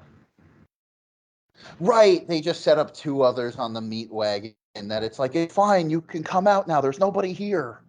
Yeah, can you unlock the door? And even the kids are like, no, no, don't do it. Yeah. And guess what? Here comes Michael, kills the cops. And so they bust out of the room, and that's when fucking Lori gets taken to the Michael Myers house. And it is really creepy because, like I said, Michael in a way feels betrayed that Lori was, even though she was a baby, taken to this new family, and he's showing her the picture, and it is creepy that she's like, I don't know who they are, even though it's like it's you two, Yes, and he she's takes off lying down the mask. there. They do the whole "Here lies Judith Myers" gravestone thing differently. So it's down there, I guess, in the basement of the Myers house, and dead ass Linda laying there. She's like, "Oh no, wake up, Linda! You're dead." And Myers comes down there, and he pulls out the picture. But wouldn't it have been funny if he had actually pulled out the stripper mom picture first, and then been like, "Oh yeah, sorry, wrong photo." Because he does talk in this universe, so he would have just been like, sorry. Yeah, we'll get to He that. gives her the tiny shrug. Yeah. We're gonna keep that going. But yeah, so she's like, "I want to help you. I want to help you, but I don't know how." She sees the knife there, and then like she stabs him in the shoulder. Because yeah, one of the cops already shot him in the shoulder during the whole bathroom scene. Yeah. But she runs out of there, and she kind of falls outside into the pool. And I think this whole segment is great. It's a nice kind of fake out ending where she falls out into the pool, and Myers is down there coming after her, and then Loomis shows up and he's fucking unloading that gun, and then Myers falls over, and so he gets her, puts her in the car, and then he sits in the car, and then she's like, "Was that the boogeyman?" And here it comes. Well, yes, I do believe that it was the boogeyman. And then boom, fucking glass breaks, fucking like they give you this little moment of chilling out, man. And boom, So fucking glass that's the breaks. final line of the original. Huh? That was the final line of the original. So you're right. They do the fake out where you think it's gonna cut to end credits there, but there's a whole final, like I said, Rob Zombie nightmare climax with just Laurie and Michael, because Yeah, fucking now Loomis. he brings her back into the house because this is a bit annoying because it's like, all right, we were already in the house, we're out the house, now we're back in the fucking house. This is the House of 1,000 Corpses, Part 2. And But yeah, so we're back in the house. But I agree with you that the whole segment in the pool is really awesome when he's kind of just like skulking around, like stalking his prey, and she's screaming for help. Like that's always been a moment that got under my skin because it's a dirty ass pool. There's the fall leaves in the pool, so it definitely still rings true to that Halloween time feel. The mucky pool with leaves in it. Um, and then there's kind of like this Star Wars moment between Michael and Loomis where it's like, Michael, it's my fault. I failed you. yeah, And then in the um, end, this it's is a where little it bit. gets weird. So Loomis comes into the house, and Myers is standing there. And yeah, he's like, "Oh, I failed you, Myers. I'm so sorry, Michael. I failed you. Just stop this now." And so Myers like grabs him by the face, and it looks like he's fucking gouging his eyes out. Like it looks like he's thumbs in the fucking eyes, right? Yeah, Uh, pretty much kills, pushes. but then he grabs his legs, which I do like that Michael's this unstoppable force that like as much as Loomis may try, he's like, stop, stop, for God's sake. He's grabbing his leg and like Michael's just moving like he's nothing. Yeah, because like it looks like he's seriously getting fucking eye gouged, and blood is coming out, and slumps over like he's dead. Myers goes after Lori a little bit. Lori's trying to hide up in the attic or something, and Myers is just—he's got that big ass piece of wood. He's just busting the ceiling out. Yeah, She and it finally really like seems like it falls goes through. on just a little too long. Like Yeah, I like when he's smashing up and it's like she's in the tight corners, but like it almost goes on a little long that it becomes comedic. Him smashing up, like when is the ceiling gonna collapse? yeah. And fucking, and then another thing, I'm like, okay, this house is being sold to who? In this condition, is a flipper To buying this Jigsaw. place? Say what? Yeah, I said Jigsaw is like looking to make this place his new trap location. Yeah, like fucking A. So yeah, she finally falls through the damn ceiling, and then she sees him laying there, and he kind of moves, but now there's no blood around his eyes at all. Um, and fucking he kind of opens his eyes and shit, and his eyes are fine. So I'm like, what happened? What did Mike even do then at this point? Yeah. I believe in the theatrical cut, they leave it at just that, and for all intents and purposes, you're just to believe that he's dead, which, for a remake is an interesting change that it's like, oh, Loomis doesn't survive till the end. Yeah, because So we're not going to have the chilling ending where he shoots this him is where six she times and then. runs by his body. She runs by his body, and this is when Myers comes by and he grabs Myers' leg, and Myers just keeps on walking. So clearly he Yeah. ain't dead, at least in the unrated version. Well, then maybe you're right, because I do remember the leg being dragged in the director's cut. So that is really weird then. What the fuck? Because it almost looks like the scene in Evil Dead when Scotty's getting his fucking, getting his dang old eyes crushed in. Like Yeah, his it's, skull got it's crushed in. just fucking weird. And so she gets up in the roof, and she's out there in this room. And Michael comes up in there and then fucking football tackles her ass. Like, this is the first time I've ever seen Michael Myers run. And Yeah, straight, it's a play on in the original when Loomis shot him, he fell off the balcony, and that was a pretty awesome stunt. Here, he straight up like you said, football decks her, and it breaks the wood, and they fucking tumble back into basically the backyard where the pool is. and I I love love that. shit. I love this fucking whole scene where she's laying on top of him and gets the fucking gun.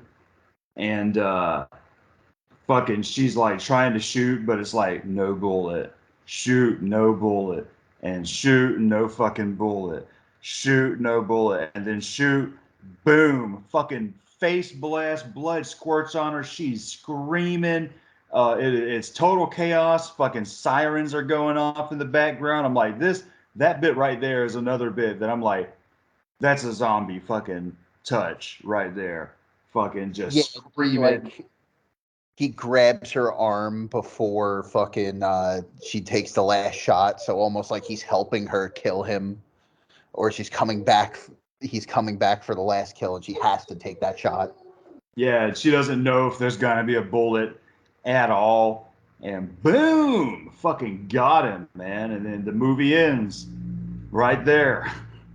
We get a little bit of the home footage that is kind of fitting because Deborah Meyer shot herself in the face to that home footage, and then Michael gets shot in the face, and it's Laurie and him.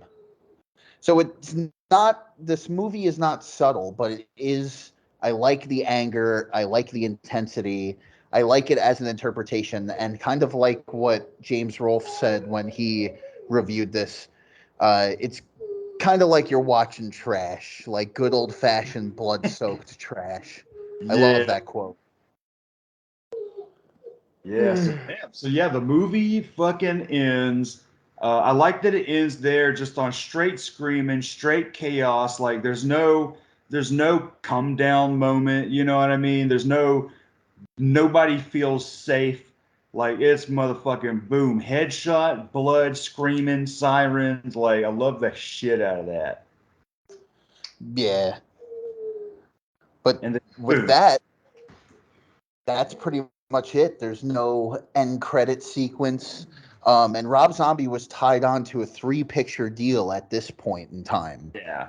And he had such a miserable time doing this that Weinstein couldn't find, he didn't want to do Halloween 2, but Weinstein, they couldn't find nobody to do a sequel. So they asked Zombie, and he said, okay, I'll do it if you cut me out of my fucking contract.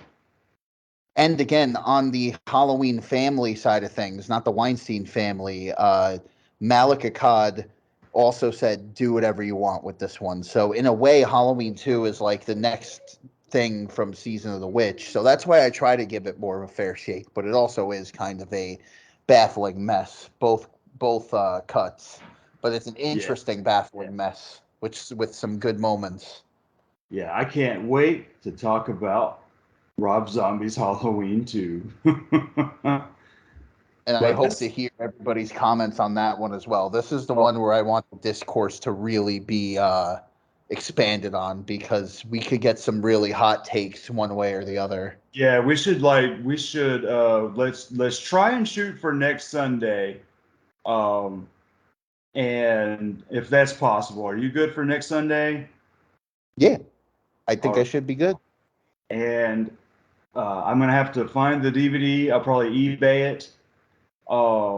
Hopefully it gets here in time. That or hell, I might just go to Best Buy or something. I'm sure they have it. Uh, but fucking, we should do our hype generation a little Very earlier. early on. Yeah, Huh? so we can do it very early on so a lot more people could see it, get their comments in.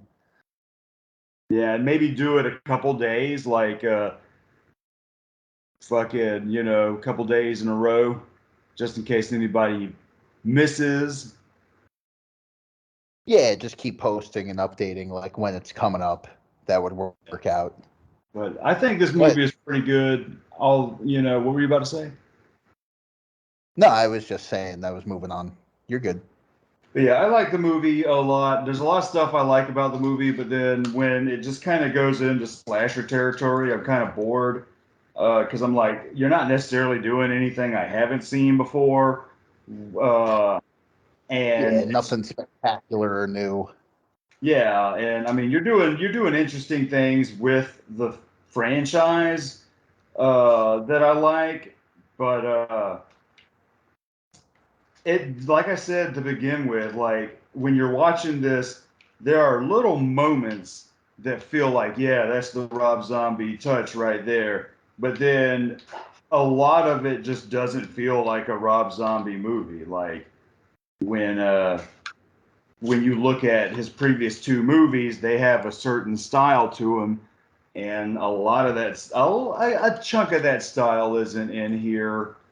Uh, Nor does it feel like a Halloween movie sometimes either. So it's just this weird kind of thing. And one thing too is like, all right, I don't give a shit about any of the characters. Like, I'm here to watch them die because I know it's happening. But another thing is like with the remake portion only being roughly an hour long, you're not with any of these characters enough to give a shit what happens to any of them. I feel you. Like I said, there's that one quick moment of humanity with Judith, and then she's stabbed. Yeah. Um, but it's a 7 for me. I would say that's fair. I would give this, if I were to give it a numbered rating, maybe a 5 or a 6. Because it's one of the better Halloween movies in the franchise. Definitely at that point when it came out, because the state of the franchise was in the fucking toilet and had been for a good while. When you think about this, how you had Halloween H2O that was really good, but you watch it now, it's pretty fucking dated. It has Absolutely. it has big scream energy all over it, Um, Yeah, and I Halloween agree. And then 4, also now with the recent Halloween movies, again, like when you look at it from a bird's eye view, like this kind of is a breath of fresh air in the era of modern horror. You know what I mean? You can kind yeah, of look back on it and a lot of Rob Zombie's movies with a bit of different perspective now that time has passed. I'm not saying that they necessarily stood the test of time, but there's certainly been a weird kind of ret- kind of what we're doing, a retrospective with yeah. audiences looking back on Rob Zombie movies and kind of raising an eyebrow to them, kind of picking up on them a little bit better than when they were first initially released. Because there is a lot of love for the Halloween remake out there, and there's a lot of people who might have been interested in seeing the third 3D movie. I don't think it would have been any good, Not uh, at all. Not at all. but It there's a would lot have. of people who feel like these movies are masterpieces, and more the power to them. You know what I mean? Yeah, I I think definitely there's a lot of masterpiece stuff in this movie, but not as a whole. nah, absolutely not. So I think you gave it a 7. Yeah. Yeah, I think that's fair, and then I would say like a 5, a 6 is probably fair for me. Yeah, Because true it that. definitely, when I was younger, I hated this movie, and it's something that I've really come to appreciate just as I've gotten older, as I've studied more about filmmaking and stuff like that, as I've gotten more experience on sets and stuff like that, and just seeing how the sausage is made, if you will, you know, the whole process of it. I could look at it with a different lens, and there is still some pretty sick stuff in there. Like I said, I really do enjoy the climax with them breaking up that house. Um, so yeah, it's a solid remake. It's not as bad as the Friday the 13th or Freddy ones. I still kind of like the Platinum Dunes Texas Chainsaw a little bit more, if I'm gonna be honest, because that one still has the great performance from Arlie Ermy, Yeah. and That's, you know, at least they didn't completely rehash the original one. The family, as some members aren't as memorable as the others, but at least it's not a direct rehash of the original, much like this one. I still think and some might disagree with me, I think the 2013 Evil Dead is probably the most solid remake, and it's kind of the last of those like 2000s remakes. The 2013 one is an interesting experiment where, yeah, the characters aren't that memorable, but it's a nice brutal freak show, and it's a nice look into what Sam Raimi was kind of going for with the first one, but thankfully, like, it just became like a little goofier. Yeah. But yeah, y'all, But this that is one I've it. come around on. Do what? But that's it. I've come around on this one a lot, and I think that was an interesting journey. Especially, again, every time I watch it, there's something that I can come to appreciate about it. But with that, this was a longer one. We're going back to kind of our old format with this one. We're busting the 3 hour mark. Yeah, we're hitting almost 3 hours on this motherfucker. But This we're is gonna, huh? director's cut. This is Yeah. the director's cut of Fresh from the Basement. If y'all thought Halloween Unrated was too long, just wait till you listen to this. It fits. This was our Halloween spooktacular, and we hope you enjoyed. You can catch us on here at the Bloody Chuckles YouTube channel. You can catch my stuff at the FDV Productions YouTube channel, both of our Facebook pages.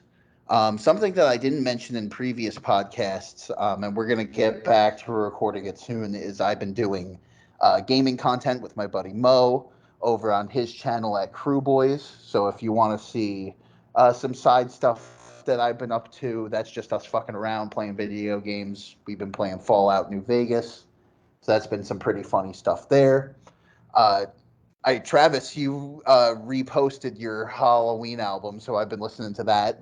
That's been pretty fun. Right. Heebie-jeebies. Yes. Shit on the Bloody Chuckle Studios YouTube. You can also hear these podcasts on darkdiscussions.com. You can also listen to our music on Spotify, Apple Music,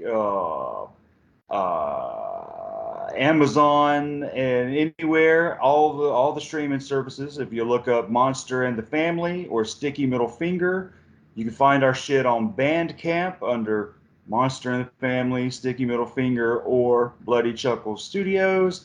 And you can also find our music on SoundCloud under Bloody Chuckle Studios, but I mostly use SoundCloud now to post singles, as opposed to just everything we do anymore now that we have access to all the streaming platforms. Um, and so, yeah, you can catch these podcasts and music reviews and music videos. We just released a new music video a couple weeks ago on the Bloody Chuckle Studios YouTube. You can also join the Facebook group Speaker Brains and the Fresh from the Basement face. What is that? Book. It's the Basement Fresh from the Facebook group. And Yeah. I did remember what Sam's group was. It was Sam's Metal and Rock Odyssey. Yeah, boom. So, Check out Sam Sam's Metal West, Rock Odyssey. make sure to check that out. There's some funny shit there. Yeah, so we will talk to y'all guys later. Happy Halloween, everybody. Yeah, happy Halloween, motherfuckers. Trick or treat, motherfucker. I'm Joe Grizzly, bitch. Yeah, fuck, I'm Joe Grizzly, motherfucker. Not anymore, bro. Joe You're Deadly. Joe Grizzly all over the fucking bathroom. Joe Bloodly. Yeah. Fucking, but yeah, we'll talk to y'all later. Later.